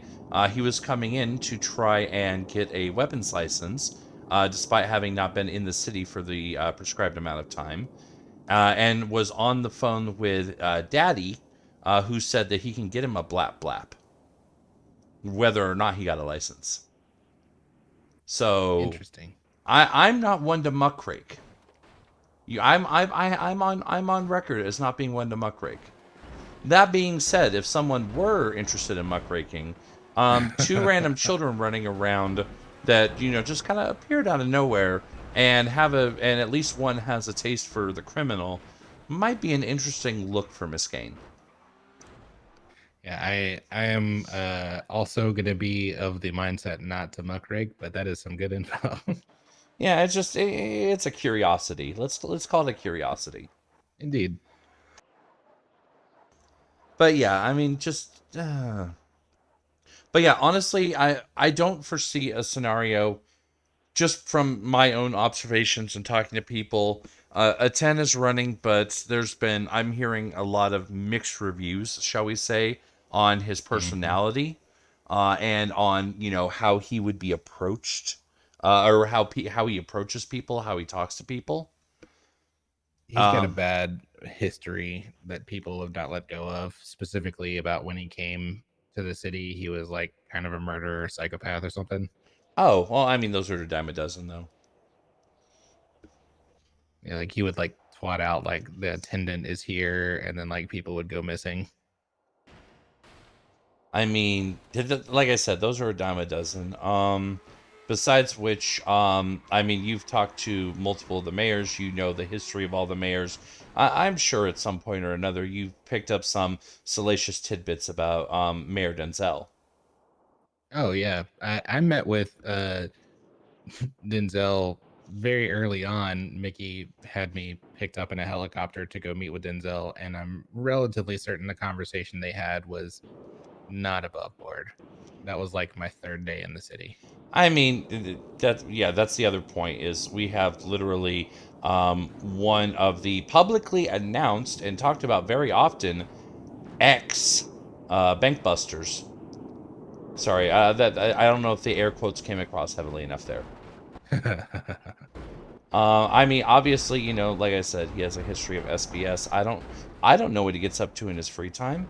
What little of it he actually deigns to spend here in the city he's supposed to govern. I kind of feel like his free time is very similar to his time in the city. But at that being said, I mean, like we said, Denzel has a history. Abdul has a history for a different reason. Well, I mean, again, similar apparently to Mickey. Um, Have we had like I know Bunny was very vehemently not a criminal, but Emma got nearly impeached for embezzlement for paying out her husband's company $250,000. yeah, and that's the thing is that we've had civilian mayors, but there's always some stink to the office. Well, I mean, unfortunately for Bunny, is her tie to Cerberus. Yeah, exactly. Which, I mean, obviously, mixed feelings there to some degree. They're definitely not an evil company though. They definitely are not an evil corporation who probably has bugged this office even though no one can get in here. Definitely, surely not. This office was given out by Francis, so I would imagine that Cerberus isn't even aware of it. Okay, fair enough then. But I get your point. Yes, surely. Surely. Well, I obviously I have my own feelings about Cerberus. I called Nancy Drew last night to congratulate her on the Cerberus PD stuff. Mm-hmm. Um, because even though I disagree with a lot of the perspectives of Cerberus, I at the same time try and celebrate what people are celebrating, if that makes sense. I may Yeah. disagree, but I can still celebrate your win because you guys have been working on this. I understand, so I'll celebrate with you, even though I'm vehemently against the idea of privatization of the police. Um, it's cool toys. I get it. Who doesn't want to see cool toys in the city? The thing is, they've been on one for 24 hours. I mean, that kind of stands to reason. But I mean, that's the one thing that I was never like fully. I didn't fully, kind of understand, and maybe you have a better perspective than I. Um, are they actually like, is it like sponsored to where like, oh, we've got these toys, we're gonna give them to you, just throw our name on your jersey, type thing, or is It's it yeah. like they actually are bought and paid for? They report to Cerberus before they report to the public. No, it's option one. It's a sponsorship. That legislation never got passed. However, it's been very quick to see where their loyalty shifted to. So that organization is probably not going to be able to continue the way that they have been for very long. Well, I mean, and there's a degree of did they really shift though? Because I mean, we've already established in one of our first conversations today that police are not necessarily here to serve the common citizen. They have their rages and their power trips and their I don't care, everyone's a crim until I prove otherwise. And I'm not trying to.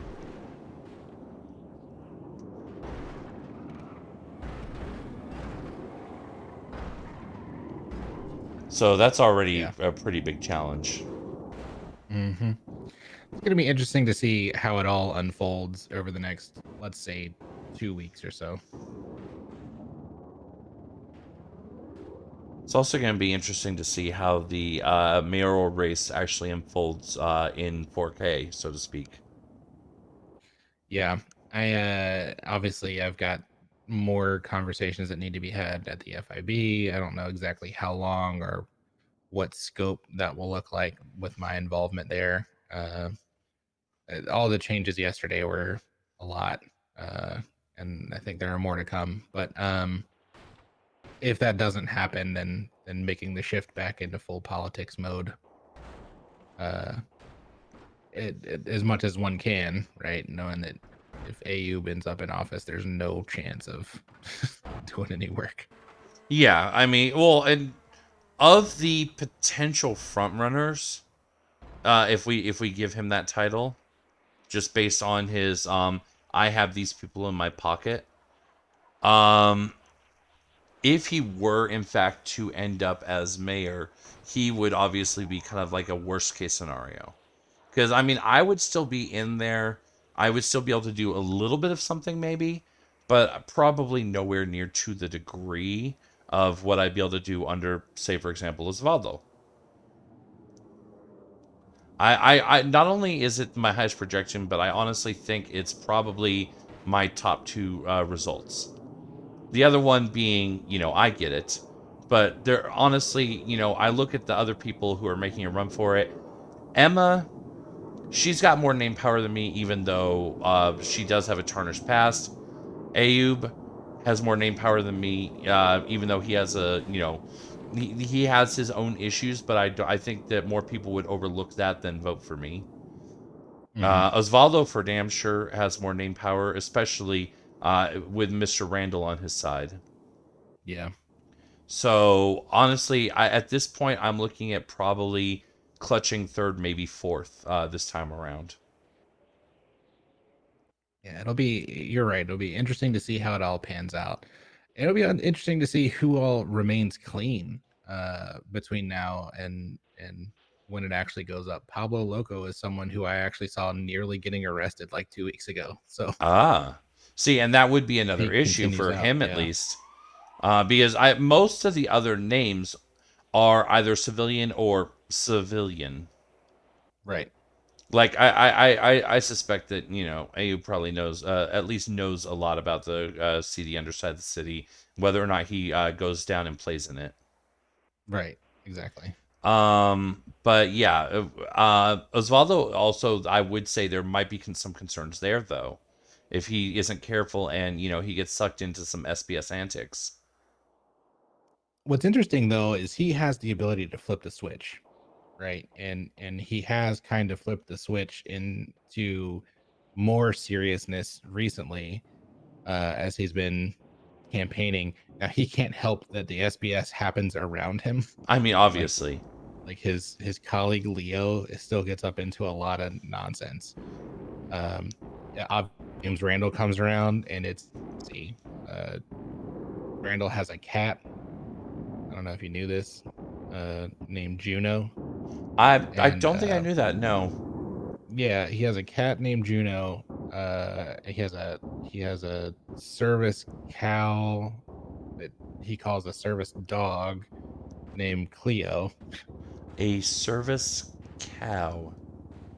but he calls it a service dog. Uh-huh. It's Interesting. very strange. Yeah, it seems like, I mean, he was already quite the character last time I saw him, and admittedly, that's been a while. I ran into him in Shift 2 Hospital. That I haven't really seen him Shift 3. But yeah, I mean, it sounds like we could be in a situation if Osvaldo is in fact mayor. We may end up having, because I feel like the federales that as I've seen tend to be very Shift 2 centric. They are, and that's something that I had discussed with Osvaldo is he needs to make sure his team, his campaigning team, and his as he builds out the rest of his organization, he needs to find people who are shift one and shift three Well, I because someone they're all someone at least has been at least staying into the early part of shift 3, because I'm constantly seeing his signs around the little soul area. I see him around Uwu. I see him around Viceroy. So somebody has definitely been burning a bit of midnight oil. gotcha. So he's already kind of got that piece going for him. But I'm just kind of imagining a scenario where we end up having an all hands meeting, maybe like once a week or something in shift 2, and just the absolute chaos that would be unfolding right in front of me as a result. And I'll be honest, I'm a pretty serious guy, but I like to have fun, and I'm not big on the SBS personally doing it, but I'm not opposed to watching it unfold. Same, actually. Yeah, you know me. I'm very straight laced. I'm very serious. Hmm. But if it happens around me, it's kind of fun to watch. Yeah, exactly. It's like, sit back, get some popcorn, maybe have to dodge a bullet or two. Uh-huh. I'll stand behind this brick column real quick, and then Yeah, exactly. Also, you know what? I think if Osvaldo does in fact get mayor, one of the first things he needs to do is they need to get a proper embassy. Like, look at the freaking Russian embassy that just got built in like zero point 0.0 hours. Have you yeah, seen it he. yet? I have. I drove by there yesterday. Do you know they have a tank? No, I have not actually gone by there yet. I just got the word. So I didn't want to be seen as trespassing on their soil. So I just kind of I got the word that it's in this area, and I'm like, cool. Now I know where to avoid. Oh goodness.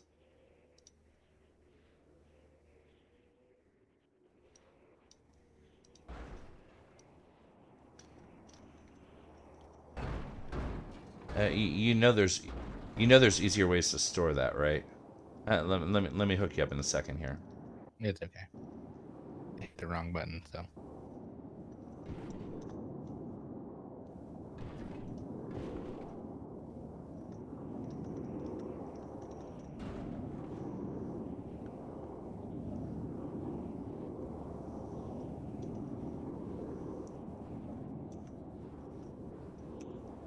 So, not gonna lie, I have questions.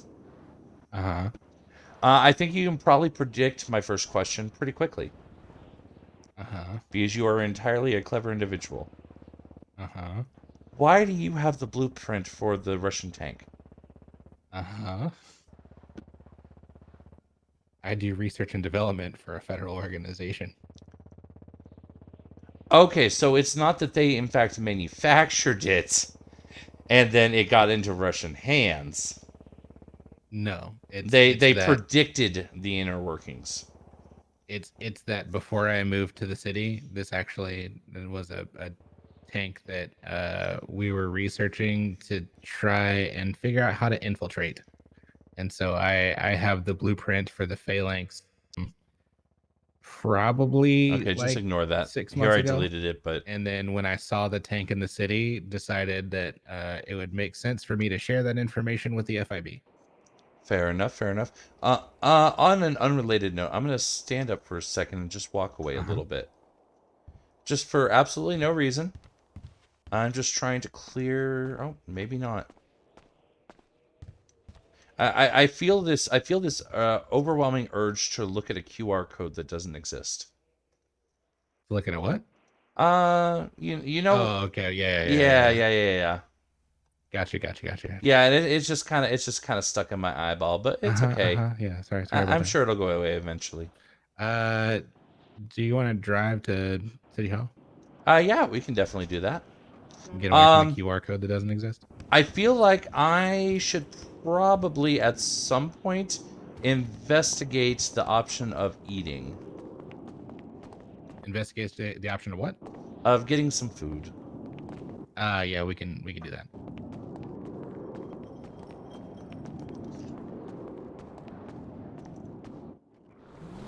Huh. I think this might just be a permanent part of my life now.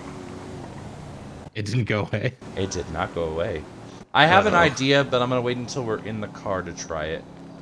Okay. You know, just, Huh. kind of close my eyes and rub them real hard. You know what I mean? Yeah, yeah, yeah.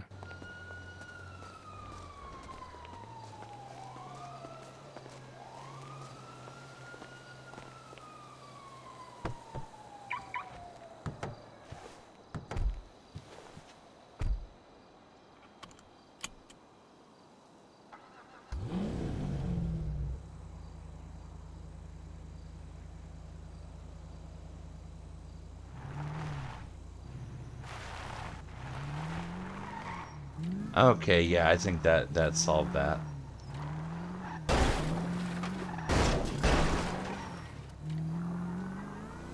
That was awkward. All right, we're good. It happens. Oh, by the way, have you mastered the ability of spinning in place yet? I can teach you how now. I've learned how. Yeah, sort of. Oh, okay. Yeah, I can do that. Okay. I was just asking because of that turn and because it's something recently I learned and I was like, hey, I can share it with people. Yes, exactly so. Yeah, I didn't know how to do that for the longest. I also didn't understand how to make the blinkers work for the longest, but I finally figured that out too.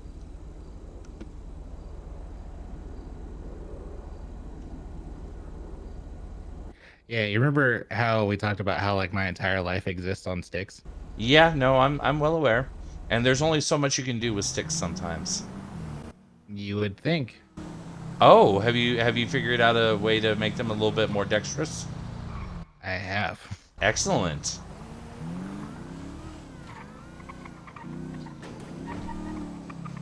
So, how are your migraines? I know that you were having some pretty bad ones last time we really spent time together. My what? Your Migraines? migraines? Yeah. Uh, getting better. That's good. That's good. Yeah. I'm figuring out some reason for them. Well, that's always good. Better to know why.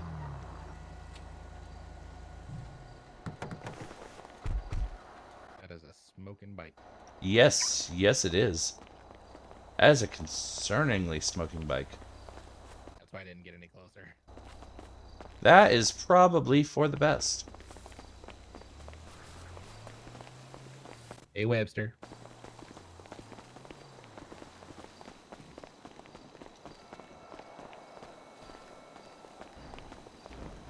Hello, hello.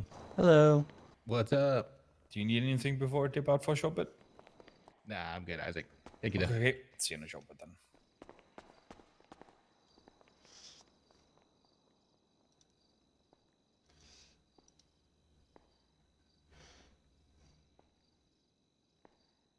He just 2000, simplified 1510, these. 1770, 1430, 1210.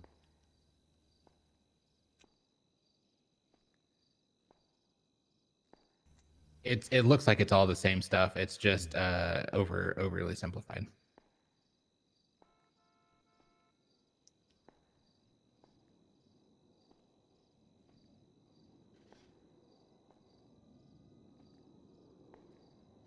I love item 4 on the Government Compensation Act.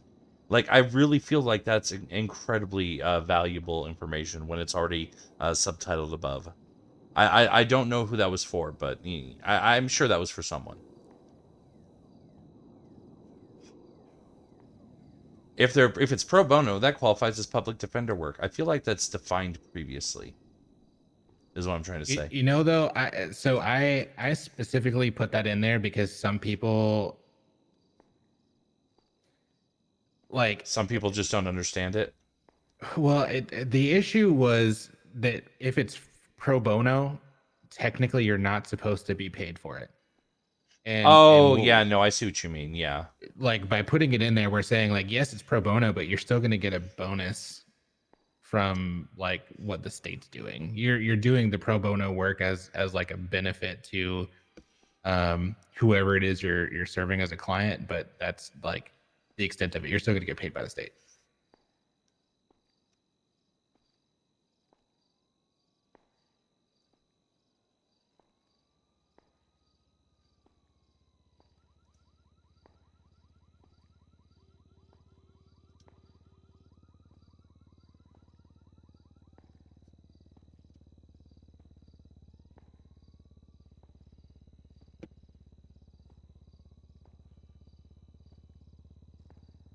So a reasonable read of the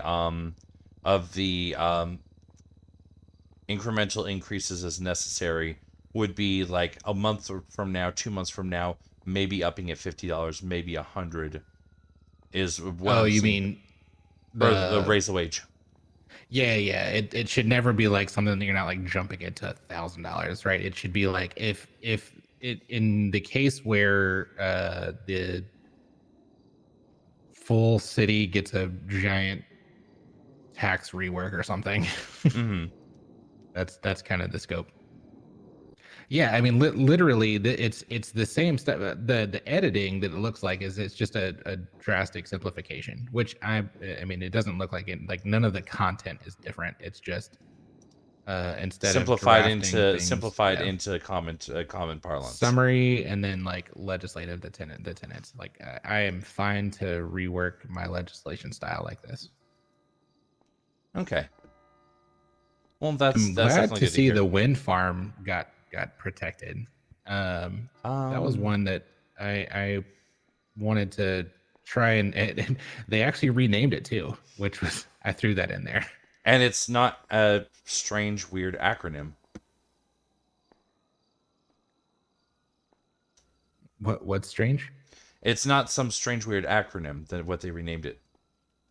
The Los Santos Department of Water and Power Redwood Tree Farm. Yeah. That's what I'm saying. Is that what they renamed it to?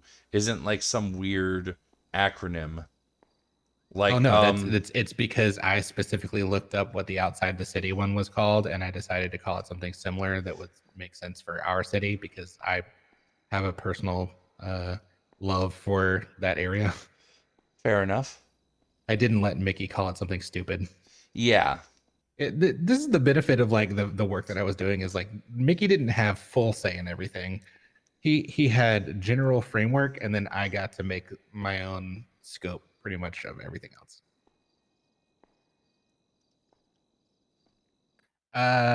Do you know those satellites up north? I believe I've seen them before. I was wondering if that should be a protected thing, but now I'm kind of starting to think maybe that's something that I want to see about bringing under the scope of the FIB and then having some ownership of. It would probably be useful. I mean, I don't know what they're currently used for per se. They're located nowhere near LSPN or Weasel, so I don't see them as being used for either of those. I don't know if Marlowe's setting up near one of them. Let's go get some food. All right. Yeah, I that the heavy editing comment that was interesting.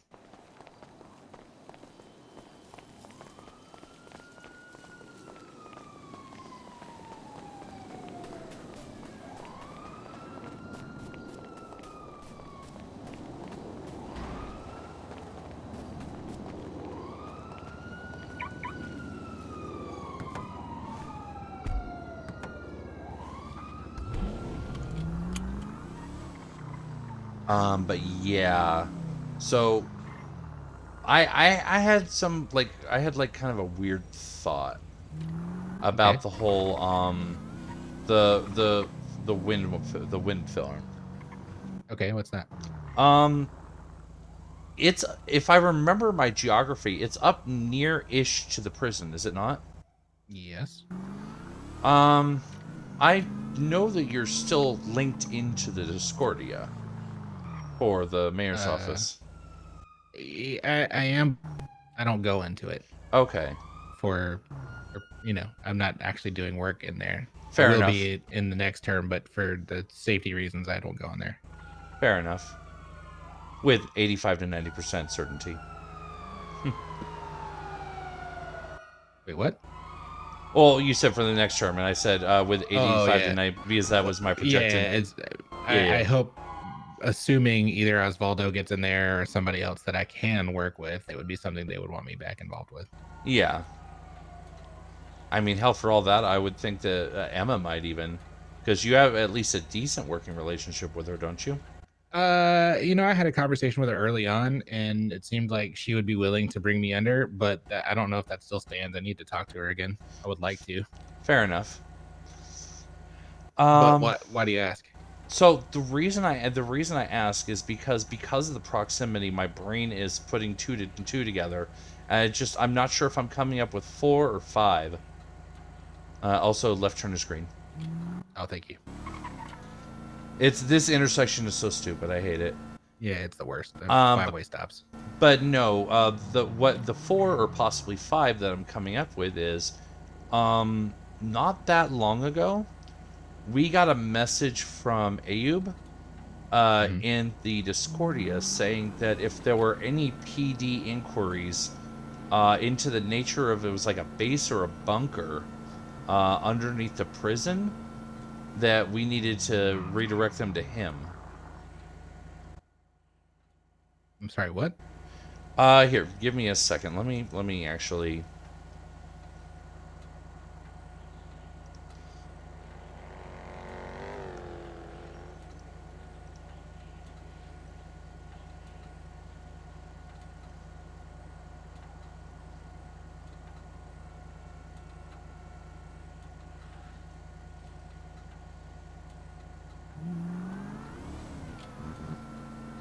Okay, I'm having a hard time finding the exact message. I found a tangential message, but I don't know if that's linked to the same thing or not. I'm putting pieces together here, is what I'm saying. The exact message I did find was actually about FOIAs about Cerberus Industry Armory. Okay. But I also remember that there were some issues around the time of the riot, and them finding something in the prison that wasn't supposed to be there, and they thought it was like a vault or a bunker or something. Huh. So maybe it's more of a 2 + 2 + 2 = 6, or is it 8? Interesting. I don't know how far anything goes with that, and obviously I don't know any further discussion on it. So I don't know. I just flat don't know. Yeah, no, that's fair.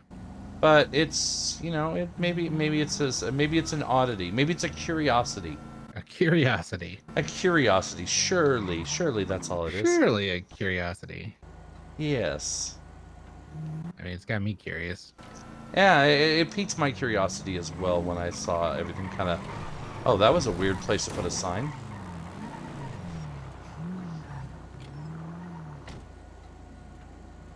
I'm gonna park better. This is the... This, like, in the last 2 days,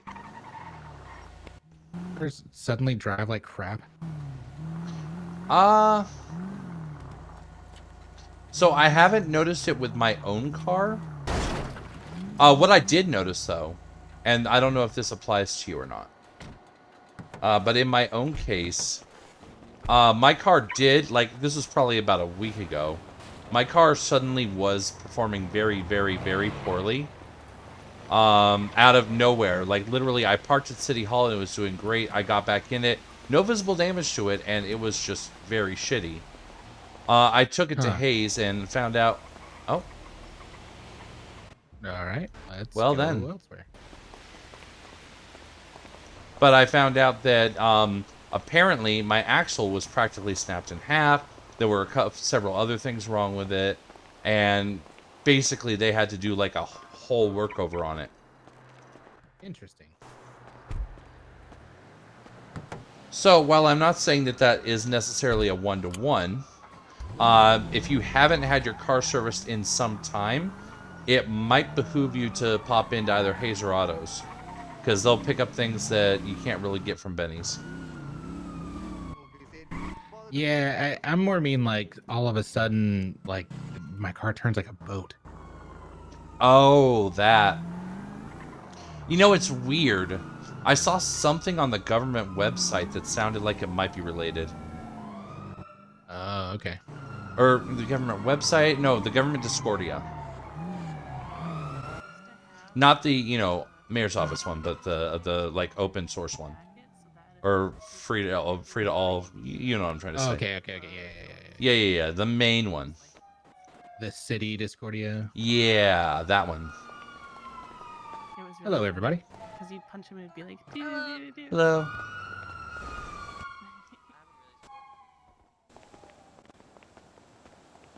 Good morrow. Yo, welcome to Maldini's. What can I do for you?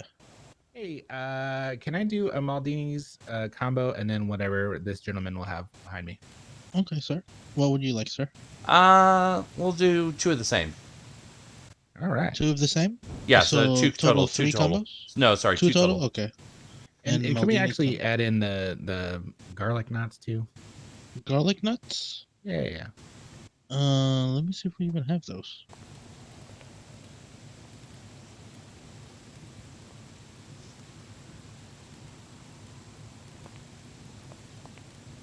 We don't have those, but Okay, that's fine. yeah, but I can, put them in like a little like a container. I But we wouldn't don't worry have about that. it. We'll just Okay, do the okay, pizzas. sure. Thank you, though. Okay. So that was two Maldini's combos, right? Yes, that's right. It's gonna be $400. Let me go ahead and ring you up real quick. Oh, what the fuck? That should disappear.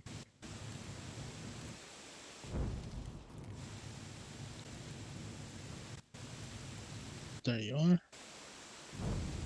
I'm gonna go get you guys food. Perfect. Thank you.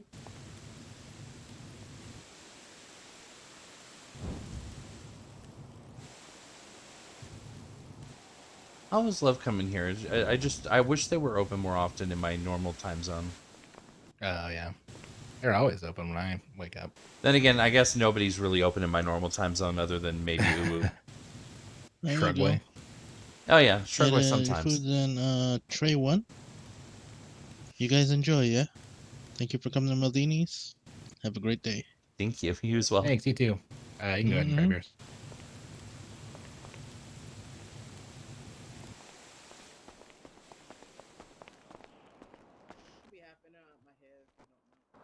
Yeah, we're good. Oh, this is weird. Yeah, this is Are you like looking through your chest? I was, and then I decided to look through my eyes instead. Yeah, that was Much strange. much better experience that way. Mm-hmm. Maybe we'll coast for a minute. Let our conversation fill us up before the food fills us up. Absolutely. Let it have a full impact. Just making sure that I'm using my indoor voice. I tend to just to be at not necessarily a screaming volume, but just a normal conversational volume. Yeah. But places like this, it's always Inside better to voices. bring it down a bit. Yeah, absolutely. Inside voices for inside places. Exactly. Yeah. So putting 2 and 2 together and possibly 2 and 2 and 2. Mm-hmm. New legislation, Mm-hmm. comment by said person, Mm-hmm. and riot. Mm-hmm. Do you think that's something that should be explored based on? I mean, honestly, if we're looking into, certain possibilities as it stands, and, we're centering around someone who has very obvious ties in various places, it may not be the worst idea. Yeah. Because, I mean, at worst, it's a red herring, which at Sure. that point I feel bad for setting you onto a wild goose chase. But Yeah. at best, it could be something. It could be something important. I think for me, this points back to said person having information that probably should be shared with authorities. Yeah, no, very much so. especially if said person is deliberately going out of their way to say, "Don't follow FOIA, direct him to me instead."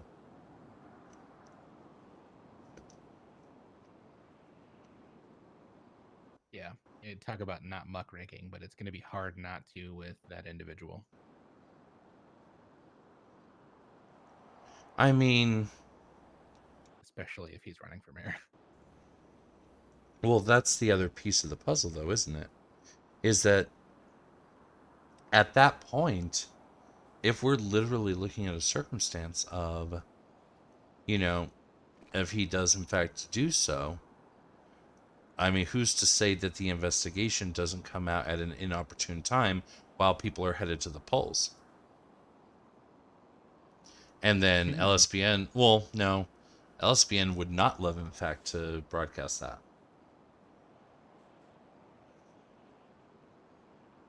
Or at least certain parties of it probably would not. Yeah, LSBN can't be involved. Yeah, for very obvious reasons. I mean, at that point, Weasel. Right now, Weasel's not operating as a news organization, though. That's what's Oh. strange. It's kind of turned How's your into guys' food? We're just kind of relaxing for a moment before we start eating. chilling. Okay, okay. If you guys need Yeah. anything, I'll be outside. Awesome. All Thank right, you so sounds much. great. Thank you. Yeah, no problem. I'll check in on you guys again in a few minutes. All right, no Awesome. worries. Appreciate you. Yep, no problem. Yeah, we're kind of operating in a weird state, right? So I'm employed by Weasel. Oh, I got brought on to be the business manager a few months ago when Travis decided that he wanted to sell to LSBN. um, And then when some information came out about the LSBN stuff, he decided that he didn't want to do that anymore, and he began to engage with the federales. And now Osvaldo is like the CEO or something. oh, It's very strange. huh. And yeah, Kind of and like, so oh, hey. No, that, that's maybe a little cliche, but it would work.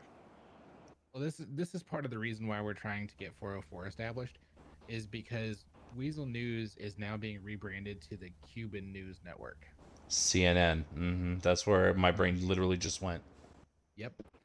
And in doing so, we'll lose all of its what once was kind of authoritative writing style, um, just because of its relation to, unfortunately, the SBS of the federales. Mm-hmm. So, trying to establish at least a new, reliable news organization is like vital. Which is why when I was consulting with Drew, I said, then just resubmit without asking for anything. Um, at the very least, what we need is just a space that we can operate from, to be able to like go do some reports and stuff. Now, I also know that right now there's an issue with printing, and that's kind of been an issue for like a month or so. But like once that's solved, being able to not just do his magazine, but actually, if it wants to branch into news, it should be able to do so, because there's no other news source than LSBN, and LSBN's medium is through the app. Mm-hmm. And so it would probably be picking up doing newspapers, or something similar, because Weasel is sunsetted that part of their business. Yeah, because, I mean, technically we have newspapers, but they also are Yeah. not exactly newspapers. Yeah. Like they have a workable front page, but the rest of them is kind of just filler. Exactly. So there's that, and then the leak, obviously is more like a completely satirical. It's just poking fun at the city. Oh And so yeah, we no. didn't want to try and create those organizations as being tied to one another. That's like the justification for why. Is it doesn't make sense to try and have a reputable news source be tied to one that's intentionally trying to poke fun. Okay, and that's fair enough.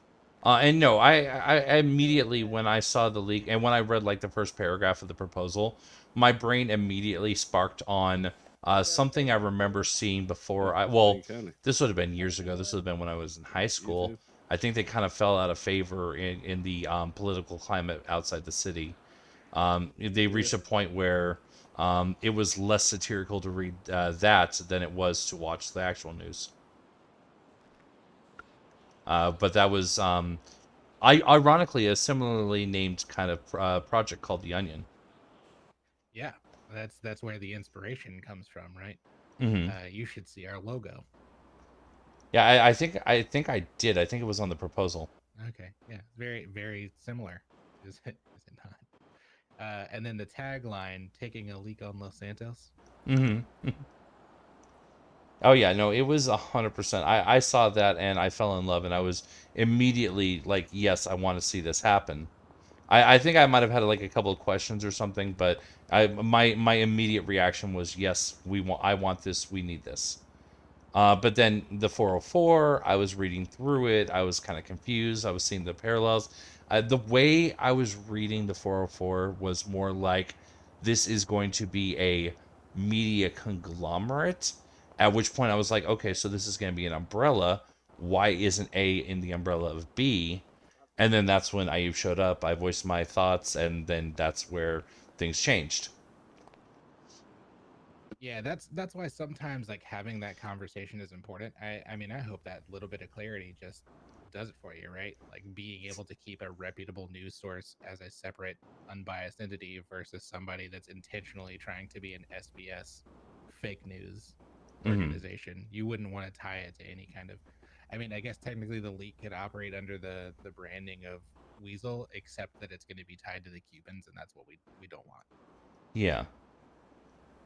Not sure where I'm Oh, standing up. I'm not sure either. Oh Oh, my oh my God, goodness. Oh my goodness. I don't. My muscles. Oh, Here's a something mistake. has changed in my. Oh goodness. Are you okay, buddy? I think I will be in a moment. I think that stunned me for a moment. I felt like I was levitating.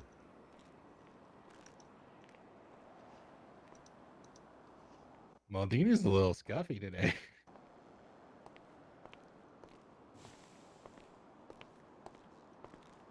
Anyway. Hello again. Hello Sorry again. Hi. for intruding. Hopefully I'm not intruding. Oh no, Not at you're all. fine. Everything good? Welcome back. You guys fine? You guys need any utensils? Parmesan cheese? Oh, Parmesan would be great. If you have Do some, you, that would be do you amazing. have Yeah. like Alright. any like crushed red pepper flakes? Yeah, I got you guys. Alright, I'll be back in a Awesome. Thank moment. you so much. All right. Thank you. You guys got on napkins? Yeah, I think I we've got think a good a number in yeah, there. all set on napkins, I think. Alright, I'll be back with some freshly grated Parmesan cheese and some crushed pepper. Ooh, Awesome. Thank you. Yeah. See, that's the other thing you don't get in a lot of places in this city. So actual tableside service. Real tableside service. I Yeah. know, You right? notice cars go a little faster now? Few and far between. Yeah, I know. Yeah. I'm so My Like, car topped out at 135. Ooh, we were originally supposed to, but you know, it never actually panned out that way. That was part of like the original proposal, believe it or not. It's actually in the SOPs is And I that can we're actually supposed to drive provide off-road now, tableside, like I learned but last you know, time we before either the have manufacturer 20 approved it. customers in line And then or hit no the one H, it to was be done. seen. Shit, yeah.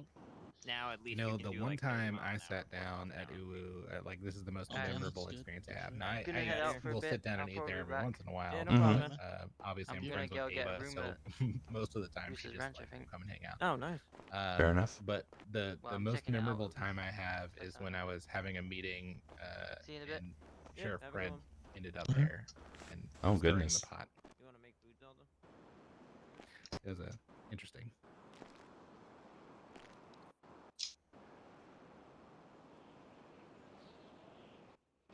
Oh my god, Oh, goodness. That's perfect for mine, thank you. this is the good stuff too.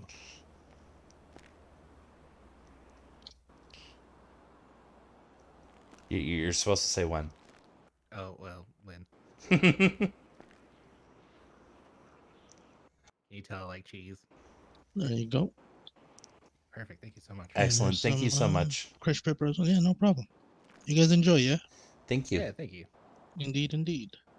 Well, I am definitely feeling ready to dig in. let's begin.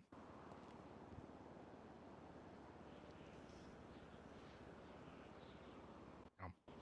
No. No. Oh yeah, that hit the spot. Click, click, click, click, click, click, click, click.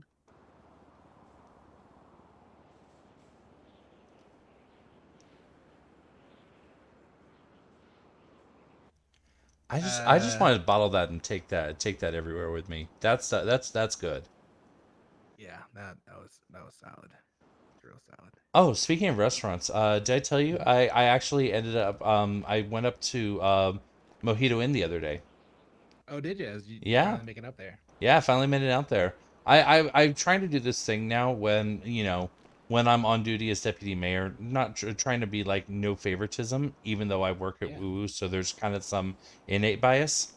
But I try and go around to like all the different restaurants. So if I see Burger Shots open, I'll go there. I'll go Shrugway. I've even been up to the Harmony Diner, Mm-hmm. and then I made it up to Mojito Inn. I was just really craving mac and cheese the other day, and just so good. I love the place too. It's like kind of little. It's very quiet, obviously, because my time zone, but it's just really nice. Dude, the vibes up there are just incredible. I wish I was there when there were actually a lot of people there. I'm sure that would have definitely helped, but the place itself has a vibe that's really nice. Did you go upstairs? Oh yeah.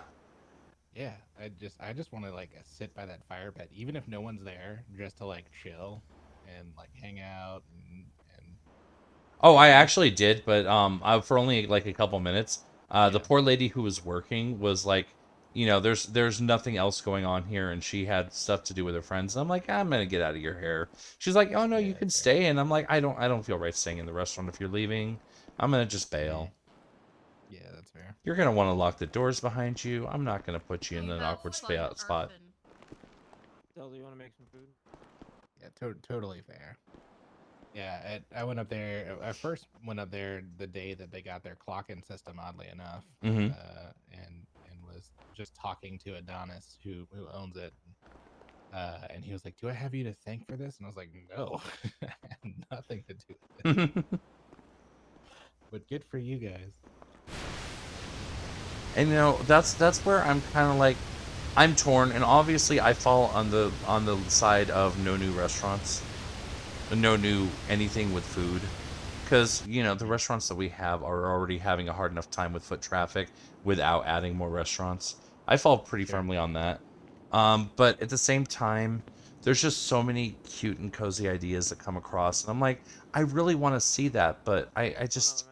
It'd be nice to have, but there's not enough people to justify it. What are you planning on doing today? Oh, nothing. Yeah, I'm just, you know, I just think starving. in Oh, okay. So we general, have the, I don't the- think, we pitch the people Maldini's moving to the pizza, which city will, to be fill you able up to real like good. bring about their Floppy dream, tacos Mhm. will, help which you is stay great, nice and calm. except that The bullet your pizza, dream you'll can't feel real include charismatic. anything that already exists. The Drago for the pizza, Yeah. you'll feel real You have to strong, dream and the something Tang helps you completely think new. hard. You have to dream something completely new, and What your if I dream wanna, should probably not be energetic include as a well, lot run of around a bit? construction, if any. We can Yeah. have something for that. Which that's another challenge, and I don't Yeah, I'll just know. take I feel like you Maldini's were. pizza. I feel like when I Yeah, we talked to her, drinking you food? might have been involved or something. Yeah, I'm Are you just chilling. familiar with It's $2.50 Duoptimum? before tax. Food, too. Oh, no, I made the killer. Sure, I'll take a drink. Yeah, so do optimum. That's an interesting one. Yeah, it Because, is. it's a great idea. Mm-hmm. The execution of it would be a little difficult, Pay right Mm-hmm. now. and Pumpkin. Noemi is not the most well-spoken person. I actually did have a phone conversation with Noemi. I understand that the accent is a little thick and does make it a little harder to understand. It's not Um. the accent; it's that she just genuinely changes her ideas like from conversation to conversation. Oh. That would be challenging then. Because yeah, I ended up having a conversation with her last night, I want to say, Okay. during my normal hours. She called to get some information or to get a refresher on why it had been denied. Can you hear me? And I We went can over the hear you, sir. information, and like in talking with her, I'm like, honestly, this is something I really hope you are able to work this out, because this is something that I personally, as a civilian, as a individual private citizen, am very interested in seeing and would actually want to come and apply for you if this does Right. happen.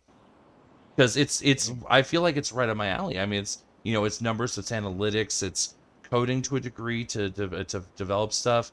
I did some coding in high school. I love numbers and analytics.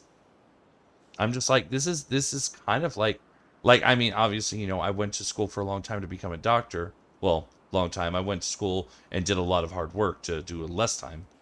I've been working toward on kind of my mayor, for lack of a better term, story arc. But it's just something that really kind of Hey, lines up sorry with about that. what Yeah, I no can, problem. what I kind of Let understand me and can pick it do, up there again. and would be Yeah. like just very chill for me to do.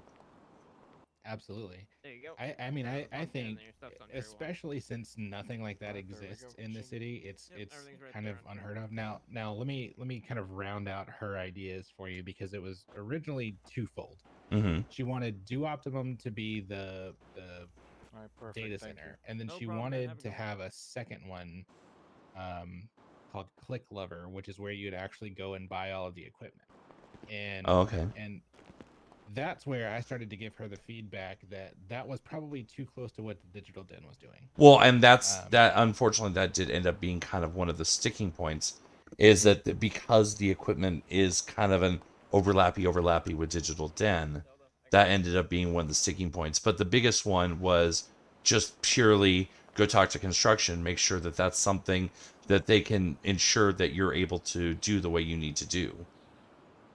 I mean, based on what you said, Andy said, I don't know that that's necessarily how that should have gone down. I agree based on that, but also I'm still sitting in the middle of I don't know Hello, which way. hello Oh, again. hello again. Hi, You welcome guys, back. you guys good? I need Yeah. some more water or anything like that. I'm still good. I'm Still Okay. working on what I had. Everything's perfect. Thank you so much. All right, awesome. Yeah, thank you so much. All right, I'll stop bothering you guys now. It's no bother. Yeah. Um, yeah, the construction piece. Well, you continue before I go on. So You said that's somewhere that's in where the I'm middle. kind of stuck in the middle. Is because on the one hand, we've got Andy saying one thing, and on the other hand, we've got the training I went through saying another, and then there's supposed to be the conversation that Abe was going to reach out and figure out what was what, and I've never heard back from that. So I don't know if the conversation's been had. If it has been had, what was the result? What am I supposed to do going forward? So with Andy, right? I've talked to Andy about construction. She Mm-hmm. heads up construction as far as being the facilitator that all things construction go through. At the very least, we have to, and it sounds like the process for construction might have changed from what the original might have looked like, and this is probably where there's just a disconnect, and something that whoever takes office next, if they'd be willing to take it on, needs to probably talk to her about. Because the way construction works now is you just text her what you need, and then she puts it into a I think a spreadsheet, and then the construction team either picks it up or they don't. And if they don't, then that's it, and that's the end of it. And so part of the reason it doesn't fit for the idea of needing to get construction validation on the front end is How's it going? they just might not do anything with it. Chilling. And so you could be sitting in limbo with uncompleted business proposals forever. And her response will be, don't ask me about it again. And if the mayor's office is getting nonstop requests for like what's going on with my business proposal, and we're having to say from the mayor's office, well, we're waiting for Andy, and Andy's saying she's not going to give us any updates, the answer could be you're in perpetuity not going to find out. Which essentially leads to us. Oh, come on.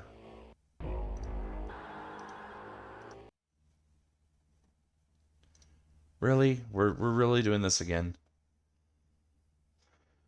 Sorry, hold. We're holding.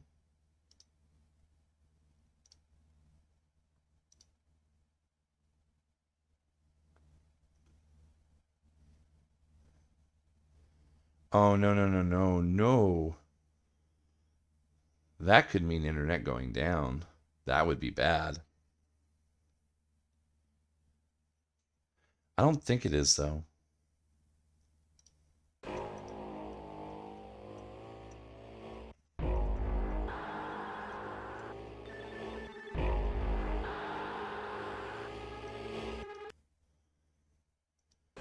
Okay, so let's try closing and opening again.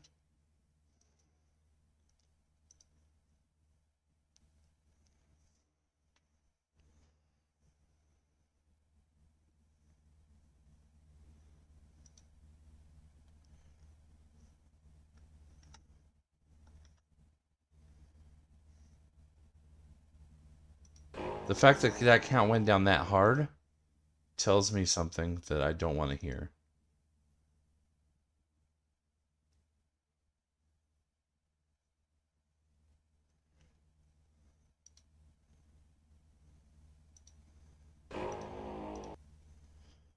Let's try one other thing. Hopefully this will work. If it works, great. If not, that's going to be the end of it.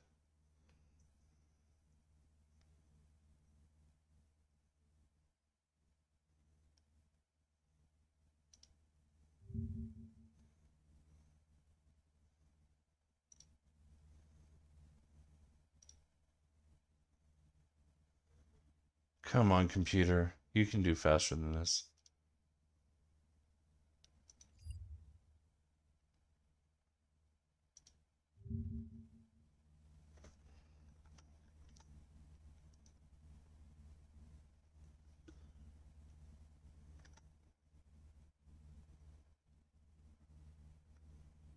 There we go.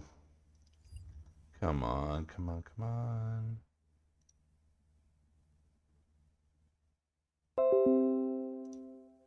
All right, let's try that again then.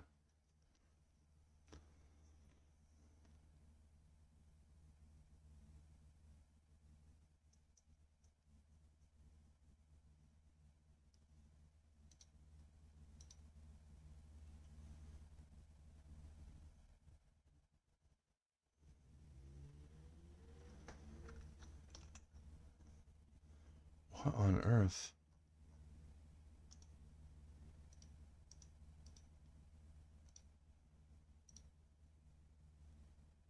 Now I can't even get 5M to open. That's new. And very disturbing. Well, apparently that's going to be the end of that then, I'm afraid.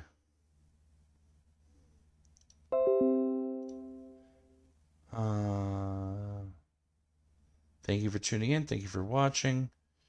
You know, or not tuning in, obviously. This is pre-recorded, going directly on YouTube. But thank you for watching. I guess I'll have to continue that conversation offline. But, you know, it is what it is. Take care, be safe, and we'll be back in the next live stream. Bye.